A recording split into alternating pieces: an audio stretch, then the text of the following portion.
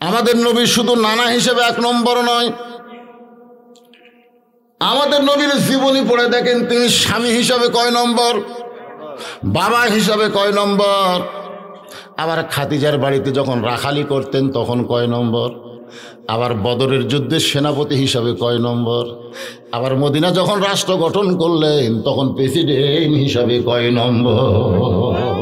হায় হায় হায় হায়, আজকে বাংলাদেশের প্রেসিডেন্ট, বাংলাদেশের প্রধানমন্ত্রী শুধু নবীর প্রতি দরুদ পড়লে হবে না, রাষ্ট্রনায়ক যেমন নবী ছিলেন তেমন রাষ্ট্র পরিচালনা করা লাগবে। জোরে কোন কথা ঠিক কিনা? এমনি স্বভাব। মনের ঘরে তালা দিয়া চাবি নিয়া আসেন সাই, আমি অধম সাধ্য কি তার হুকুম ছাড়া বাইরে যাই, হুকুম ছাড়া বাইরে যাই। আমার 2 কান্দে 2 মোহরি লেখিতেছেন ডায়েরি, বলেন 2 কান্দে 2 মোহরি লেখিতেছেন ডায়েরি, দলিল দেখে রায় দিবে, টাকা পয়সার নাই কারবার। সবাই বলেন আছেন আমার মুক্তার, আছেন আমার ব্যারিস্টার, শেষ বিচারের হাইকোর্টেতে তিনি আমায় করবেন পার, আমি পাপী তিনি জামিনদার। এই জামিনদারকে আল্লাহ না,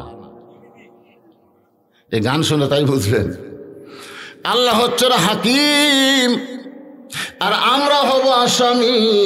আমাদের নবী ওকালতি করে আল্লাহর হাইকোর্ট থেকে জামিন নিয়ে আমাদেরকে জান্নাতের দরজায় পৌঁছাইয়া দিবে। তাহলে সেই নবীকে গ্রহণ করার দরকার আছে। যেই দিকে যাবেন আমাদের নবী কয় নম্বর?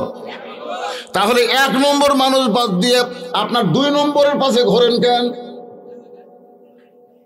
1 নম্বর বাদ দিয়ে 2 নম্বরের পাশে আপনারা ঘোরেন কেন? হ্যাঁ, আমার নেতা আসতেছে, মিটিং হবি, ওর নেতা আসতেছে, খাড়া হয়ে পেশাব করে, 1 ওয়াক্ত নামাজ পড়ে না। আবার 2-1 চামচা স্লোগান দেয়, আমার নেতার চরিত্র ফুলের মতো পবিত্র, নামাজ পড়ে না 1 ওয়াক্ত, গাঁজা খাই 3 ওয়াক্ত। আল্লাহর বান্দার একটু মনোযোগ দেন। এমন সময় হযরত ওমর মসজিদের মধ্যে ঢুকবেন, হযরত ওমর মসজিদের মধ্যে ঢুকতে গিয়ে ব্রেক হলেন। আবু বকরকে বললেন, ভাই অনেক আগে এসে ভিতরে না ঢুকে দরজাত কেন জানতে চাই, দরজায় কেন দাঁড়ায় আছেন জানতে চাই। আবু বকর বলে, ওমর ভিতর দিকে তাকাও। আবু বকর রাদিয়াল্লাহু হযরত ওমরকে বলতেছে, ওমর ভিতর দিকে তাকাও। হযরত ওমর ভিতর দিকে তাকায় বলতেছে, হযরত ওমর ভিতর দিকে তাকায় বলতেছে, এই 2টা সন্তান বড় বেয়াদব হয়ে গেছে, এরা সব সময় নবীকে কষ্ট দেয়। ওমর ফারুক কিন্তু নানা হিসাবে দেখে নাই, নবী হিসাবে দেখেছে। ধরে কোন ঠিক কিনা? যার কারণে বলতেছে এই 2টা সন্তান বড় বেয়াদব, এরা সব সময় নবীকে কষ্ট দেয়। সঙ্গে সঙ্গে হযরত আবু বকর এভাবে শাহাদত আঙ্গুলি তুলে বলতেছে, ওমর যেই কথা একবার বলেছ এ কথা আর তুমি দ্বিতীয়বার বলো না। সুবহানাল্লাহ হবেন না? একই শাহাদত আঙ্গুলি আসমানের দিকে তুলে বলে, ওমর যেই কথা একবার বলেছ এই কথা তুমি আর দ্বিতীয়বার বলতে পারবা না। ওমর ফারুক চমকে 3 ধাপ পিছনে গেছে, কারণ নরম মানুষ যখন গরম হয় তখন কিছু একটা হবার কি কোন আছে না নাই? আল্লাহ রাসূল বলেছেন, আমার 4 জন সাহাবী 1 নম্বর, 4 জন সাহাবী 1 নম্বর। সাহাবীরা বললেন, হুজুর 4 জন কেমনে 1 নম্বর হয়? আল্লাহ রাসূল বললেন, নরমে 1 নম্বর আবু বকর, গরমে 1 নম্বর ওমর, সম্পদে 1 নম্বর ওসমান, আর জ্ঞানের দিক দিয়ে 1 নম্বর আলী। তাহলে সবাই কয় নম্বর? তাহলে যিনি আঙ্গুল তুলে হুমকি মারছে তিনি কিসে 1 নম্বর? নরমে। নরমে জনেকর কিসে? আর যিনি 3 ধাপ পিছনে গেছে তিনি কিসে 1 নম্বর? তাহলে নরম যদি হুমকি মারে, গরম 3 ধাপ পিছনে যায়। আজকে বাংলাদেশের নরম মানুষগুলো যদি গরম হয়, যারা আজকে হুমকি ধমকি মারতেছে এরা 3 ধাপ পিছনে দৌড় মারবে। জোরে কোন কথা ঠিক কিনা? কিন্তু ওই যে কি যে নরম হওয়া আছে ভাই, 71 একবার গরম হয়েছিল, 71 এমন গরম আছে যে পাকিস্তানের সশস্ত্র আর্মিকে এরা লাঠি দিয়ে পরাজয় বরণ করেছে। ওরা রাইফেল মারে আর লাঠি মারে, ঢাল মারে। দেখছেন? আর একবার হচ্ছে 90 এসা সরকার যখন স্বৈরাচার ছিল, তখন বাংলাদেশের লোকজন গরম হয়ে স্বৈরাচারের পতন ঘটাছে। জোরে কোন কথা ঠিক কিনা? এর পরে যে কি হলো, আর গরম হয় না।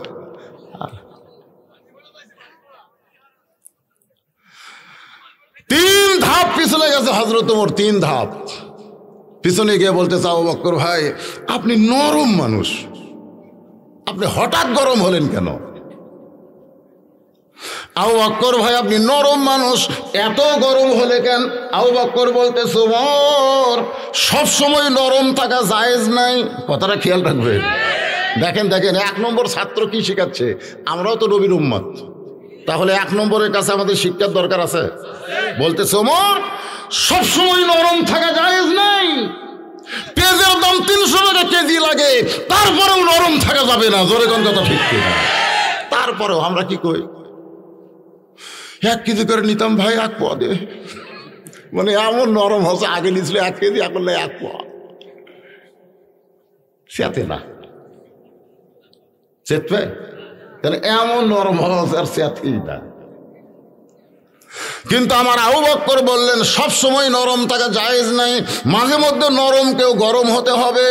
বাংলার প্রত্যেকটা স্বামী যদি নরম হয়, তাহলে ভারতের স্টার জলসা জি বাংলা দিয়া আমাদের বউগুলা সব নষ্ট হবে। স্বামীগুলো যদি নরম হয় কি করবে?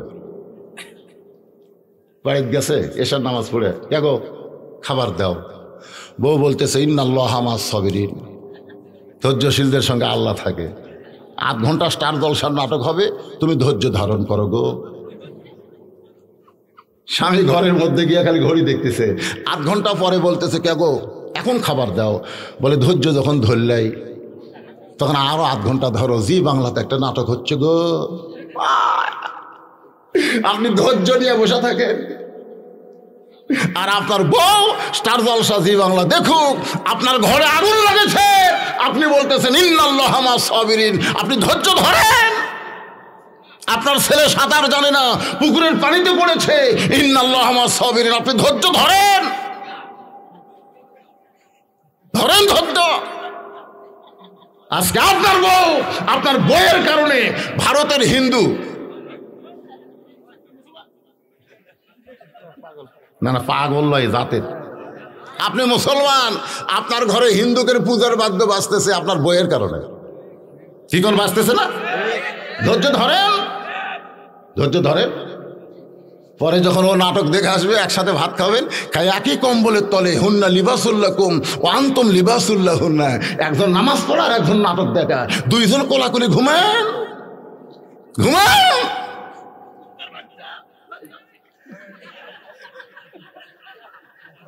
আচ্ছা, আপনারা ওনার সাথে ডিস্টার্ব করতেছেন?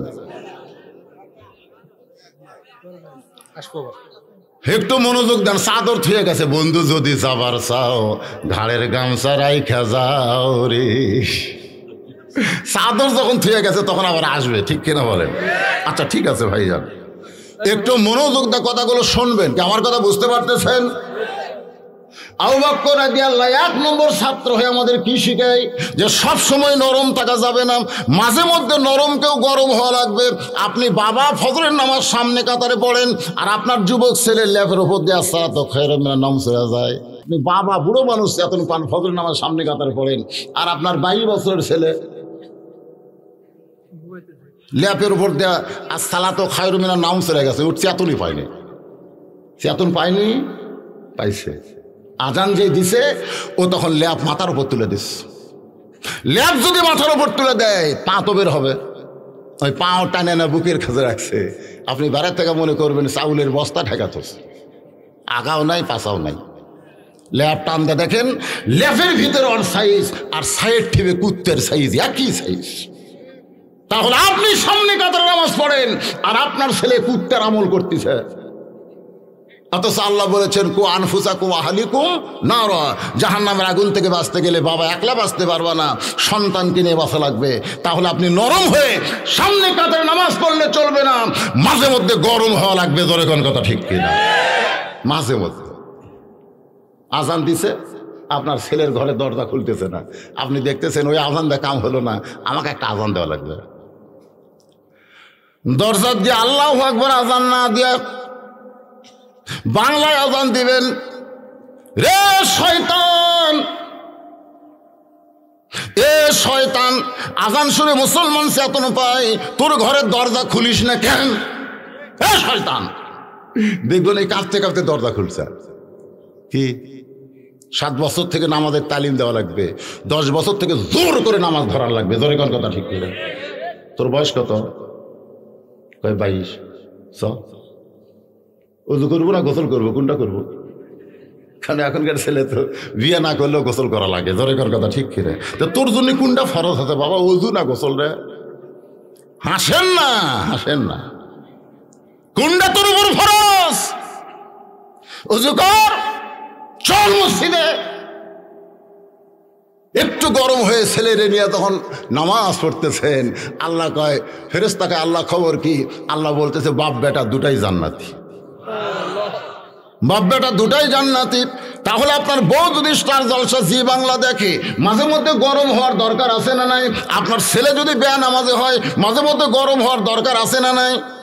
গোটা গ্রামের মেয়েরা যদি বেপর্দা হয়ে রাস্তায় চলাফেরা করে, তাহলে মাঝে মধ্যে গরম হওয়ার দরকার আছে না নাই? আপনি গরম কেমনে হবেন?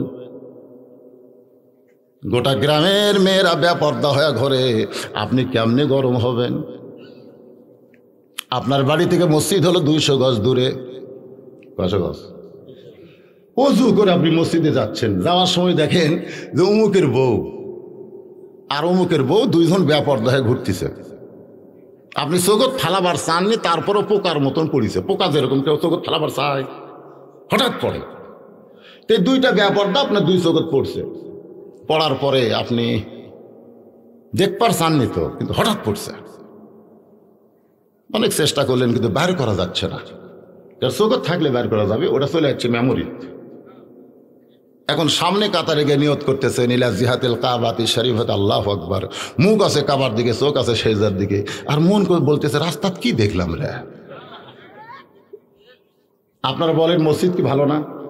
তো ভালো জায়গা, আপনার মন কি কয়? ইমাম যখন সালাম ফিরাইছে তখন আপনি দাঁড়াবেন, দাঁড়ায় বলবেন আমাদের নামাজ হয় না, আমাদের নামাজ হয় না। সমস্ত মুসল্লি বলবে নামাজ তোর হয়নি, আমাদের হয়েছে। তখন ইমামের দায়িত্ব হলো বাবা এরকম এলান দেওয়ার কারণ কি? বলে অমুকের বউ আর অমুকের বউ আমার চোখের মধ্যে পড়ছে। আমি নামাজের নিয়ত করার পরে মন বারবার ওই দুইটা মেয়েকে খেয়াল করে। এখন বলেন নামাজ কি হয়? সমস্ত মুসল্লি বলতেছে আমাদের অবস্থাও তাই। ইমাম বলতে সব মুসল্লি যদি একই অবস্থায় থাকে তাহলে এই অবস্থার পরিবর্তন করা লাগবে। আমি সামনে দাঁড়াবো নেতা হইয়া, আর তোমরা পিছনে আমার কর্মী হইয়া মিছিল করবা। আমি বলবো বেপর্দা নারী যারা নামাজ নষ্ট করে তারা, এই মিছিল গোটা পাড়া করা লাগবে। তোমরা কি পারবা? তোমরা কি পারবা? ইমাম বলতেছে মুসল্লিদের।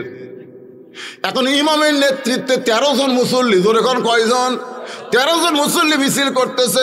ইমাম বলতেছে বেপর্দা নারী যারা, সমস্ত মুসল্লি বলতেছে নামাজ নষ্ট করে তারা, বেপর্দা নারী যারা নামাজ নষ্ট করে তারা, বেপর্দা নারী যারা যুবক নষ্ট করে তারা, বেপর্দা নারী যারা সমাজ নষ্ট করে তারা, ওই বেপর্দা নারী যারা পুরুষকে ধর্ষণের দায়ে মৃত্যুদণ্ড পাবে তারা।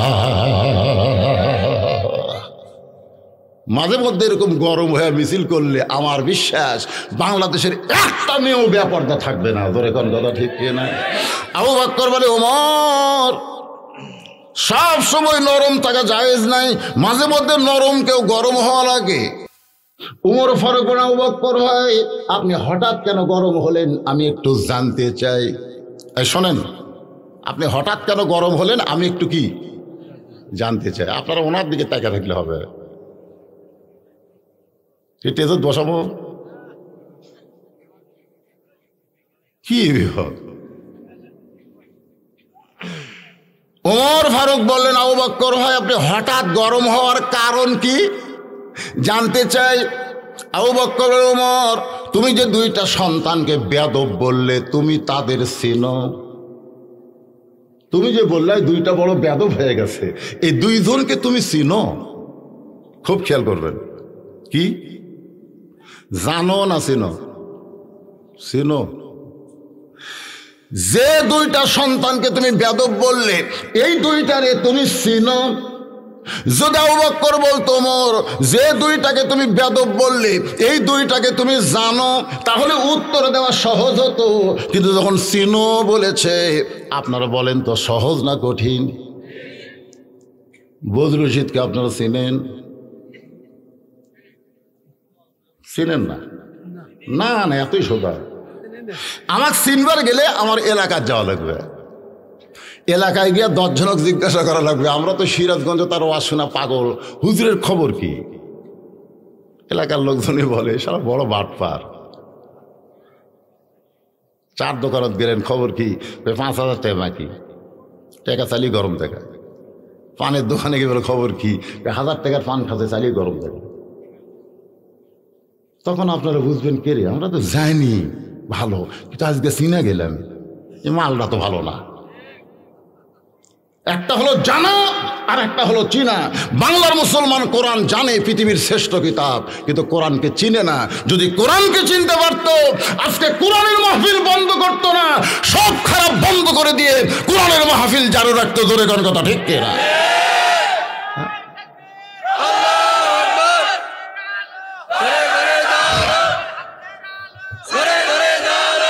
লিল্লাহে তাকবীর। খারাপ হয়ে পেশাব করে, আয়াতুল কুরসি জানে না, তাই হুজুর কয় এই অধ্যান করেন না। রুগী হয়ে ডাক্তারকে বলতেছে ওষুধ দেন। ডাক্তার কয় কি ওষুধ লাগবে ভাই? আমি দেখাশোনা দেখা লাগবে না, ওষুধ দেন। ডাক্তার কয় কে রিয়া, তো লেখাপড়াকে MBBS পাস করে আমার লাভ কি? রুগী যদি ওষুধ চায়। আলেম ওলামা হচ্ছে রুহানি ডাক্তার। জোরে কোন কথা ঠিক কিনা? বর্তমান বিশ্বের পরিবেশে আপনাকে এলাকায় কোন ওষুধ লাগবে সেটা কোরআনে আছে না নাই? আমি সেটা আপনাকে দেব। আর আগেই যদি কয় এগুলো চলবি না, তাহলে এ বাচ্চাগুলো যে পিছনে প্যাট প্যাট করতেছে, মাহফিল কমিটির লোকজন নাই নাকি? সন্ধ্যার সময় মুরগি হাঁস ঘরত না উঠলে খোঁজাখুঁজি শুরু হয়ে যায়। সন্ধ্যার সময় গরু ছাগল গোয়াল ঘরে না উঠলে খোঁজে, আমার গরু গেল কোথায়, ছাগল গেল কোথায়। রাত 11টা বাজতেছে, এরা বাহিরে ঘরে, এর কি বাপ মা নাই করে? এরকম খোঁজে না করে। এত রাত পর্যন্ত বাচ্চারা যদি বাহিরে ঘোরাফেরা করে, এরা তো বড় হলে রোড মাস্টার হবে। আশ্চর্য ধরনের কথা। চিল্লা চিল্লি করে, কি শীতের রাত, ভিতরে এসে বসো। ভিতরে এসে বসলে কিন্তু আর শীত লাগবে না। মুরগির থলে বসলে ডিমের বাচ্চা হয়, সাইড মারলে কাজে যায়। আজকে সামিয়ানা হলো মুরগির তলে, এখানে ভিতরে এসে বসে। তোমরা উঠে এতগুলো হুজুর খাড়ায় থাকলে কে বাবা? বসার জায়গা নাই। আসে তো, এরা তালত আছে, কখন যাই কখন যাই। এই কখন যাই তালত যারা থাকে আর বসবার পারে না। এরকে ধান্দা হলো যে আর সাটলে আছি না সাটলে নাই। বসে যাও, 1 ঘন্টা বসো, আমলে নিয়ত করে 60 বছর নফল ইবাদতের সওয়াব আল্লাহ দিয়ে দিবে। আল্লাহ দিবার পারে কি পারে না? বসো, সামিনা ওয়া তাআনা শুনতে হবে, আমল করার নিয়তে একটু জিকির করেন, লা ইলাহা ইল্লাল্লাহ, লা ইলাহা ইল্লাল্লাহ, লা ইলাহা ইল্লাল্লাহ, লা ইলাহা ইল্লাল্লাহ, মুহাম্মাদুর রাসূলুল্লাহ, লা ইলাহা, লা ইলাহা ইল্লাল্লাহ, মুহাম্মাদুর রাসূলুল্লাহ সাল্লাল্লাহু আলাইহি ওয়াসাল্লাম। একটু খেয়াল করবেন। আবু বকর বলে, ওমর তুমি যে 2টা সন্তানকে বেয়াদব বললে, তুমি তাদেরকে চিনো? আপনার বলেন তো চিনো যখন কইছে, ওমর ফারুকের ভিতরে কিন্তু সিনা নিয়ে চিন্তা শুরু হয়ে গেছে। সিনা রাসূল একদিন বললেন, সাহাবীরা রে, আমি আমার জীবনের একটা গুরুত্বপূর্ণ গল্প তোমাকে শোনাতে চাই, তোমাদের শোনাবার চাই। সাহাবীরা বললেন, হুজুর আপনার জীবনের গুরুত্বপূর্ণ গল্প কি? নবী বললেন, তাহলে শোনো।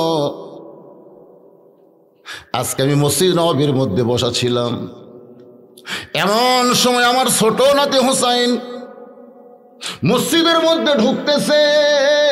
ওই সময় আমার কাছে ছিল ফেরেশতা জিবরাইল, দাইয়াতুল কালবি সাহাবীর চেহারা। ফেরেশতা জিবরাইল নবীর কাছে যতবার ওহী নিয়ে আসতেন একটা সাহাবীর শুরুতে আসতেন। নাম কি? আরে দাইয়াতুল কালবি তো একটা মারাত্মক সাহাবী। নিজের অনেকগুলো কন্যা সন্তানকে তিনি জীবন্ত হত্যা করছেন। আবার সেই মানুষটা এত দামি সাহাবী, যার সুরত ধরে জিবরাইল, জোরে কোন সুবহানাল্লাহ। আল্লাহর হুকুমে জিবরাইল নবীর কাছে আসে, আর নবীর হুকুমে জিবরাইল আল্লাহর কাছে যায়। তাহলে এখানে বোঝা গেল হুকুম কয়জনের লাগে? একজনের, দুইজনের লাগে। এখানে শুধু আল্লাহ দিয়ে আমরা ইসলাম পাবো না, আল্লাহর সাথে নবীর দরকার আছে না নাই? এজোর এখন আছে না নাই? এই জন্য আল্লাহ বলেছেন, আতিউল্লাহ ওয়া আতিউর রাসূল কুল ইন কুনতুম তুহিব্বুনাল্লাহ ফাত্তাবিউনি ইউহিব্বুকুমুল্লাহ। আমার সঙ্গে সকলে একটু বলবেন, উপায় নাই রে, উপায় নাই রে, উপায় নাই, নবী বিনে আল্লাহ পাওয়ার উপায় নাই। আপনারা বলেন, নবী ছাড়া আল্লাহ পাওয়া যাবে? এজোরে কোন পাওয়া যাবে? আজকে নবীর সুন্নাতের উপরে, আদর্শের উপরে আমাদের গুরুত্ব কম। রে নবীর উম্মতেরা মনোযোগ দিয়ে শোনেন। নবী বলতেছেন, ফেরেশতা জিবরাইল দাহিয়াতুল কালবি সাহাবীর চেহারায় আমার পাশে বসে আছে। এমন সময় হোসাইন ঘরের মধ্যে ঢুকে বলে, নানু ভাই, আজকে আমি তোমার কাছে যাব না, তোমার কাছে যাব না। নবী বলতেছেন, কেন ভাই, আমার অপরাধ কি? বলে, কোন অপরাধ না, আমি মায়ের কাছে খাবার চাইছি, মা বলে খাওয়া নাই। আমি তখন বললাম নানার কাছে যাই, আমার মা বলেছে তোমার নানা ক্ষুধার জ্বালাই পেটে পাথর বাঁধা, খবরদার নানার কাছে গিয়ে খাবার চাই, কষ্ট দিবা না। ও নানা, আজকে তোমার সাহাবী আমি ছাড়ব না। এই বলে দৌড়ে এসে ফেরেশতা জিবরাইলকে দাহিয়াতুল কালবি বিশ্বাস করে কোলের মধ্যে বসে বলতেছে, নানার সাহাবী, মাঝে মধ্যেই তুমি নানার কাছে আসো, কি যেন গুদুর গুদুর করে কও আর ফসকান দাও। মাঝে মধ্যেই তোমাকে দেখি, কিন্তু ধরবার পারি না। সুবহানাল্লাহ। কিন্তু আজকে যখন ধরেছি, খাবার না দিলে তোমাকে আমি ছাড়বো না। কোলের মধ্যে বসে দাহিয়াতুল কালবির দাড়ি ছিল, কিন্তু জিবরাইল তো ফেরেশতা, ওই সাহাবীর সুরত ধরেছে। সেই দাড়ির মধ্যে হাত ঢুকায় বলতেছে, খাবার না দিলে তোমাকে আমি ছাড়বো না, খাবার না দিলে তোমাকে আমি ছাড়বো না। ফেরেশতা জিবরাইল খালি ওসমস করতেছে। ওসমস করা বোঝেন? নবী আমাকে যাবারও কয় না, আমি যাইতেও পারলাম না, এখন কি বিপদে পড়লাম। ফেরেশতা জিবরাইল যখন ওসমস করতেছে, এমন সময় আল্লাহ নবী এলকা করলেন। এলকা মানে ইশারা। ইশারা করে বলে, জিবরাইল, তোমার কোলে যে বসেছে, তুমি ওসমস করতেছো, তাকে কি তুমি চিনো? সুবহানাল্লাহ খান। আবু বকর রাদিয়াল্লাহু বলেছেন, যাদেরকে তুমি বেয়াদব বললা তাদেরকে তুমি চিনো। আবার নবী জিবরাইলকে বলতেছেন, তোমার কোলে বসেছে, ওসমস করতেছো, তাকে কি তুমি চিনো? সুবহানাল্লাহ কবেন না? ফেরেশতা জিবরাইল বলে, ইয়া রাসূলুল্লাহ, এইটা তো আপনার ছোট্ট নাতি হোসাইন, আমি বহুবার দেখেছি, কিন্তু এইরকম বিপদে কোনোদিন পড়ি নাই। আপনার ছোট নাতি হোসাইন। আল্লাহ নবী এলকা করে বলে, জিবরাইল, শুধু হোসাইন বললে হবে না। জিবরাইল রে, আমি একদিন নবী নামাজের সেজদায়, আমি একজন নবী নামাজের সেজদায়, কোত্থেকে ওই হোসাইন দৌড়ে এসে আমার পিঠে চড়ে বলতেছে, চল ঘোড়া চল, চল ঘোড়া চল, চল ঘোড়া চল। ইন্না সলাতি পড়েন, ইন্না সলাতি ওয়া নুসুকি ওয়া মাহইয়ায়া ওয়া মামাতি লিল্লাহি রাব্বিল আলামিন। আপনারা বলেন তো, আমরা নামাজ পড়ি কার জন্যে? জোরে বলেন, কার জন্যে? আমি নবী যখন নামাজের সেজদায় কোথ থেকে হোসেন ফিটে চড়ে বলতে চল ঘোড়া চল, চল ঘোড়া চল, আমি আল্লাহর ভয় করে হোসেনকে আমার পিঠ থেকে নামার জন্য যখন হাত বাড়াইছি সেজদা থাকা অবস্থায়, এমন সময় নামাজের মালিক ডাকতে বলে, হাবিব আমার ভয় আপনি হোসেনকে পিঠ থেকে নামাবেন না, আপনি যেমন হোসেনকে ভালোবাসেন আমি আল্লাহ তেমন ভালোবাসি। আপনারা বলেন তো আল্লাহ হোসেনকে এত ভালো কেন বাসেন? আল্লাহ হোসেনকে এত ভালোবাসার কারণ হলো কারবালার ময়দানে আল্লাহর জন্যে, শুধুমাত্র আল্লাহর জন্যে হযরত হোসেন নিজের জীবন কুরবানি করেছে। বহু প্রস্তাব তাকে দেওয়া হয়েছিল, কিন্তু নানার ইসলামকে খাটো না করে নিজের জীবন দিয়ে প্রমাণ করে দিল। আল্লাহর রাস্তায় যারা জীবন দেয় তাদেরকে আল্লাহ বলেছেন, ওয়ালা তাকুলু, যারা পারেন পড়েন, ওয়ালা তাকুলু লিমান ইউকতালু ফি সাবিলিল্লাহি আমওয়াতুন বাল আহইয়াউ ওয়ালাকিন লা তাশউরুন। আল্লাহু আকবার। আল্লাহ নবী বলেন, জিবরাইল আমার পিঠে চড়া যদি আল্লাহর পছন্দ হয় তাহলে তোমার কোলের মধ্যে বসেছে ওসমস করো, আমি নবীর পিঠে চড়া কার পছন্দ? আর তোমার কোলত বসছে ওসমস করতে চায়, তুমি চেনো? সঙ্গে সঙ্গে জিবরাইল খামোশ হয়ে গেছে। ফেরেশতা জিবরাইল যখন খামোশ হয়ে গেছে, এমন সময় হোসেন বলতেছে, রে নানার সাহাবী, খাবার না দিলে তোমাকে কিন্তু আমি ছাড়বো না, তাড়াতাড়ি খাবার দাও। জিবরাইলের চোখ দিয়ে পানি পড়তেছে দাহিয়াতুল কালবি সাহাবীর চেহারায়।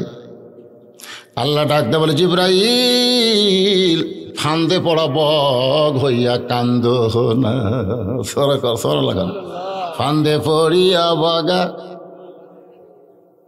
ফান্দে পড়া বগ হইয়া কান্দ না, যে তোমার কোলে বসে খাবার চাই সে তোমারে চিনে না। দাহিয়াতুল কালবি নবীর সাহাবী বিশ্বাস করে তোমার কাছে খাবার চাই, তুমি খাবার দিবে কোত্থেকে? কারণ ফেরেশতারা খায়ও না, খাওয়ার তরিকাও জানে, কিন্তু আমরা খাই না। আপনারা বলেন তো, খাওয়ার একটা নিয়ম আছে না নাই? খাওয়ার নিয়ম যদি আমরা মানতাম, আশেক রাসূল দেওয়ানবাগি এত বড় তার ভুঁড়ি হতো না। নাম দেয় আশেক রাসূল, নাম কি?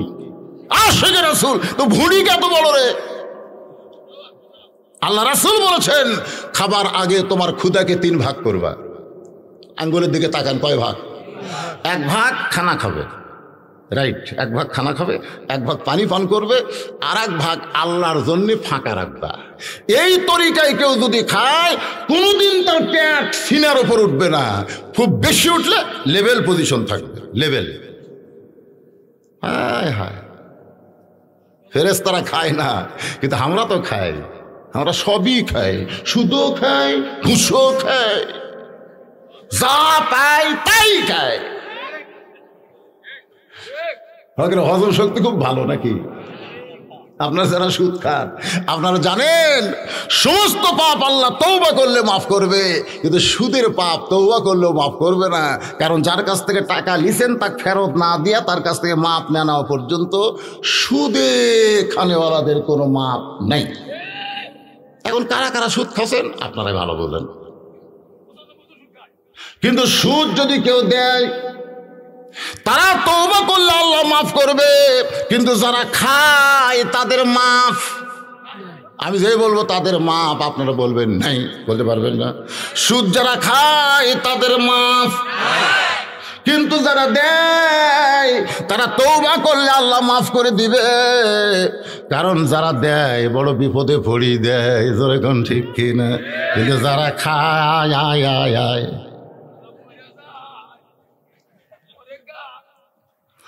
আল্লাহর বান্দারা একটু মনোযোগ দিবেন। ফেরেশতা জিবরাইল খায়, খাওয়ার নিয়মও জানা নাই, বারবার যখন খাবার চায় আল্লাহ ডাকদা বলে, জিবরাইল ফান্দে পড়া বগ হইয়া কান্দো না, যে তোমার কাছে খাবার চায় সে যদি তোমার চিনত তাহলে তোমার কোলের মধ্যেই বসতো না। তোমার চিনি না বলে বারবার খাবার চাই, আমি আল্লাহ জান্নাতের বাগান থেকে এক থোকা আঙ্গুর তোমার জামার ডান পকেটে ভরায়া দিলাম। আল্লাহ কুদরতি পাওয়ার দিয়া ফেরেশতা জিবরাইল যে পাঞ্জাবি পরে আছে দাহিয়াতুল কালবি সাহাবীর চেহারায়, ওই পাঞ্জাবের পকেটটা আঙ্গুর দিয়ে ভরে দিস। জিবরাইল আঙ্গুরগুলো বের করে যখন হোসেনের হাতের মধ্যে দেয়, নবী আমার চমকে চমকে ওঠে। ফেরেশতা আঙ্গুর পাইল কোত্থেকে? এখান থেকে প্রমাণ হলো নবী জানে না যতক্ষণ পর্যন্ত আল্লাহ না জানায়। আমাদের অনেকেই বলে নবী গায়েব জানে। নবী গায়েব জানে নাকি? আপনার সকলে সূরা হাসরের শেষ 3 আয়াত পড়েন না ভাইজান? এখানে প্রথমে আপনার স্বীকার করতেছি, ওয়াল্লাহুল্লাযী লা ইলাহা ইল্লাহু আলিমুল গায়বি ওয়াশ শাহাদাতি হুয়ার রহমানুর রহিম। গায়েবের মালিক কে? তাহলে নবী গায়েব। আমি যেই বলবো নবী গায়েব, আপনারা বলবেন জানে না, বলতে পারবেন না ভাইজান? নবী গায়েব, তবে নবী বলেছেন আমি যা জানি তোমরা তা জানো না। নবী বলেছেন আমি যা জানি তোমরা তা জানো না। আমিও জানি না যখন আল্লাহ আমাকে না জানায়। এই কথার দ্বারা বোঝা গেল আগে আল্লাহ, তারপরে নবী, তারপরে আমরা। সুবহানাল্লাহ। হ্যাঁ, আগে আল্লাহ, তারপরে নবী, তারপরে আমরা। এই জন্যই তো আল্লাহ কোরআনে বলেছেন মা আতাকুমুর রাসূলু ফাখুযুহু ওয়া মা নাহাকুম আনহু ফান্তাহু। ভাইজান, আল্লাহ রাসূল, এই যে কোরআন শরীফে যে আয়াতটা বললাম, এখানে আল্লাহ বলতেছে নবী যেটা করেছেন সেটা করা লাগবে। নবী যেটা করেনি সওয়াবের মনে করে করলেও পাপ হবে। কথাটা বুঝলেন না? নবী যেটা করেনি, সাহাবেরা যেটা করেনি। এখন আমরা অনেক কিছু নতুন নতুন করতেছি না? কাদরিয়া, চিশতিয়া, নকশবন্দিয়া, মুজাদ্দিদিয়া, হানাফি, হাম্বলি, শাফি, মালিকি, এখানে 8টা পেলাম আমরা। কয়টা পেয়েছি? কারণ তরিকতের লাইনে 4টা আর ইমাম মানার ব্যাপারে 4টা, কত হলো? 8টা। অনেকেই বলে যে ইমাম মানে নিজস্ব, আসলে কিন্তু তা না। কোনো ফিতনা ফাসাদের জন্য নয়। আমরা সকলে মুসলমান, জোরে কোন কথা ঠিক কিনা? আমাদের মধ্যে অনেকে নবী নিয়ে, মাযহাব নিয়ে ফিতনা ফাসাদ সৃষ্টি করতে চায়। কেউ বলে নবী নূরের তৈরি, কেউ কয় নবী মাটির তৈরি, কেউ কয় গায়েব জানে, কেউ কয় জানে না। এরকম একটা ফিতনা আছে না নাই? আজকে আপনারা এখানে বিশ্বাস করতে হবে, আল্লাহ নবী যদি জানতো তাহলে জিবরাইল দিকে কেন তাকায় আছে? ফেরেশতা তো খায় না খাবার, কিন্তু ফেরেশতারও থাকে না। নবী তো জানে ওইটা জিবরাইল, জোরে কোন কথা ঠিক কিনা? হোসাইন না হয় জানে না, কিন্তু পকেট থেকে আঙ্গুর কেমনে বের হয়?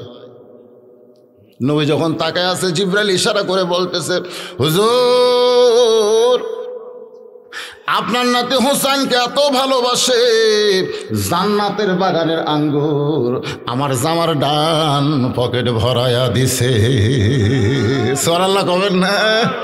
আবু বকর যে বলতেছে ওমর, যে দুইটাকে তুমি বেদব বলছো তাকে তুমি চিনো, মনে আছে না? ভুলে গেছেন? সেখান থেকেই কিন্তু কথাটা আমি আপনাদের বোঝানোর জন্য বলতেছি। হয়তো বলবেন হুজুর হোসেনকে নিয়ে এত কথা কেন বলতেছেন? প্রথম কথাই বলেছে এজিদের চামচারা হোসেনকে 3টা কথা বলেছে। 1 নম্বর কথা হলো তোমার নানা বিশ্ব নবী, তোমার বাবা বিশ্ব আলেম, তোমার মা হলো খাতুনে জান্নাত, মনে আছে না? ভুলে গেছেন? আর মেন বিষয়টা হলো ইজা আসাবাতুহুম মুসিবাতুন ক্বালু ইন্না লিল্লাহি ওয়া ইন্না ইলাইহি রাজিউন। যখন তোমাদের উপর বিপদ আপদ মুসিবত আসবে তখন তোমরা বলবে ইন্না লিল্লাহি ওয়া ইন্না ইলাইহি রাজিউন। আমাদের করোনা ভাইরাস যদি বিপদ হয় তাহলে ইন্না লিল্লাহর আমল করার দরকার আছে না নাই? আমাদের নারীরা যদি বেপরদা হয় ইন্না লিল্লাহর আমল করতে হবে। আমাদের যুবকেরা যদি মদারু হয়ে যায়, মসজিদে না গিয়ে যদি বাইরে গোলটানি মারে, তাহলে ইন্না লিল্লাহ বেশি বেশি পড়তে হবে। কিন্তু বর্তমান সরকার করোনা ভাইরাসে ইন্না লিল্লাহর কোনো কথা না বলে হাত ধো মুখে মাস্ক পরো, এটা কোনো মুসলমান বলতে পারে না। ওটা আমেরিকা রাশিয়া থেকে চালান করা কথা, জোরে কোন কথা ঠিক কি না? আমরা মুসলমান কোনো কথা চালান করব না, আমরা মুসলমান আল্লাহর কোরআন থেকে শিক্ষা নেব, জোরে কোন ঠিক? হ্যাঁ, এইটা বোঝানোর জন্যে দেখেন হোসাইনটাকে আমরা কোন জায়গায় পাই, কি দেখার দরকার আছে না? না, হ্যাঁ, চিনো চিনো হোসাইন রাদিয়াল্লাহু, ছোট্ট মানুষ আঙ্গুরগুলো পাইয়া নবীর কাছে এসে বলতেছে, না না, আমার জীবনের চাইতেও আপনাকে বেশি ভালোবাসি। সুবহানাল্লাহ কোন। ও নানা, মায়ের কাছে শুনেছি আপনি না খেয়ে আছেন, ধরেন নানা কয়েকটা আঙ্গুর নেন, ধরেন নানা কয়েকটা আঙ্গুর নেন। আল্লাহর নবী বেহেশতের আঙ্গুর, সুবহানাল্লাহ কোন রাখেন। নবী এমনিতে ক্ষুধার্ত, তারপরে হোসেনের হাতে যে আঙ্গুর, এই আঙ্গুরটা হলো জান্নাতের আঙ্গুর, কে দিছে? তাহলে খাওয়ার একটা লোভ আছে না নাই? এমনি তো ক্ষুধার্ত, নবী আমার দুইখানা হাত বাড়ায় দিস। হোসেন বলে, না না, যেভাবে হাত বাড়াইলা সব আঙ্গুর বুঝি তোমাকে দেওয়া লাগবে? খিদে এত বেশি হয়েছে, না না, ধরো কয়েকটা আঙ্গুর নাও। নবীর হাতে কয়েকটা আঙ্গুর দেয়, বলে, না না, তুমি আর আমি দুইজন যদি খাই আর তোমার সাহাবী চায় চায় দেখবে, এটা কিন্তু খাওয়ার আদব না, এটা কিন্তু খাওয়ার আদব না। এই হাদিস কেন যেদিন আমি দেখেছি এইটা কিন্তু খাওয়ার আদব না, সেদিন থেকে আমি কোনোদিন ওয়াজের টেজে চা খাই না, কারণ একা খাবো আর আপনারা চাইয়া চাইয়া দেখবেন, এটা খাওয়ার আদব না। কি খান? আমি একলা একলা খাই আর আপনারা দেখেন অনেক বক্তা সমানে মারে, আমি তাদের নিষেধ করি না, তোমরা খাও, তোমরা খাও, কিন্তু খাওয়ার আদব হলো তুমি খাবে আমি খাবো, না না, আর তোমার সাহাবী চাইয়া চাইয়া দেখবে, এইটা খাওয়ার আদব না। এই বলে হোসাইন দাহিয়াতুল কালবি বিশ্বাস করে জিবরাইল হাতের মধ্যে কয়েকটা আঙ্গুর দিয়ে বলতেছে, তুমি আমার মুরব্বী, নানাও আমার মুরব্বী, তোমরা দুইজন না খাইলে আমি কিন্তু খাবো না। মুরব্বীকে সম্মান করার দরকার আছে না? এ দরকার আছে না নাই? আল্লাহ রাসূল বলেছেন, মুরব্বীদের সম্মান করো, ছোটদের স্নেহ করো। আজকে আমাদের বাংলাদেশের মুরব্বীদের আমরা সম্মান করি না, অনেক মুরব্বীকে আমরা লাঞ্ছনা করি, গঞ্জনা দেই। নবীর হাদিসটা খেয়াল রাখবেন, মুরব্বী আপনার অনেক আগে দুনিয়াতে এসেছে, আপনার চাইতে অনেক বেশি নেকি করেছে, মুরব্বীদের বেশি বেশি সালাম দিবেন, শ্রদ্ধা ভরে কথা বলবেন। হোসেন বলতেছে, আপনি আমার মুরব্বী, নানাও তো আমার মুরব্বী, এই দুই মুরব্বী না খাইলে আমি কিন্তু খাবো। এখন আপনারা বলেন, নবী আঙ্গুর ফল খাবার পারবে, কিন্তু জিবরাইল তো কোনোদিন খায় নাই, খাওয়ার নিয়মও জানি না কেমনে খাবে, কিন্তু হোসেন ধরেছে বায়না, না খাইলে আমি কিন্তু খাবো না। নবী বারবার মুখে দিবার চাই। হোসেন বলতেছে, না না, এত খিদা বেশি লাগছে, তুমি একলা কেন খাবা, তোমার সাহাবীকেও খাবার কও। নবী জানে আমি যতই খাবার বলি জিবরাইল ওইটা তো খাবার পারবে না, কারণ দাহিয়াতুল কালবি সাহাবীর চেহারায় আমি কেমনে বলবো তুমি খাও। কিছুক্ষণ পরে হোসেন বলে, না না, বুঝবার পারছি, তোমার সাহাবী একলাই খাবার চাইছিল, একলাই খাবার চাইছিল, আমাকে দেওয়ার পর থেকে রাগ করেছে, এই জন্য সামান্য খাচ্ছে না। ও না না, তোমার আঙ্গুর ফিরে দাও, আমার আঙ্গুর সহ তোমার আঙ্গুর তোমার সাহাবীকে দিব, না না, আমরা নানা নাতি না খেয়ে থাকবো, কোনো সমস্যা নাই। এই বলে নবীর হাত থেকে যখন আঙ্গুরগুলো আবার নিবার চাই, আল্লাহ ডাক দেয়, বলে, জিবরাইল, ফেরেশতারা খায়।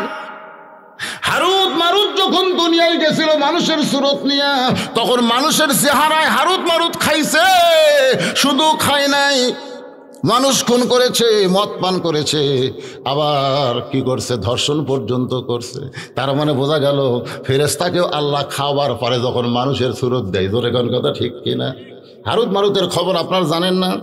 যে দুইটা ফেরেশতাকে এখনো উবুত করে রাখা হয়েছে কুহে কাহাব, ওই জঙ্গলের ভিতরে এমন একটা জায়গা যেখানে সূর্যের আলো কোনোদিন পড়ে না।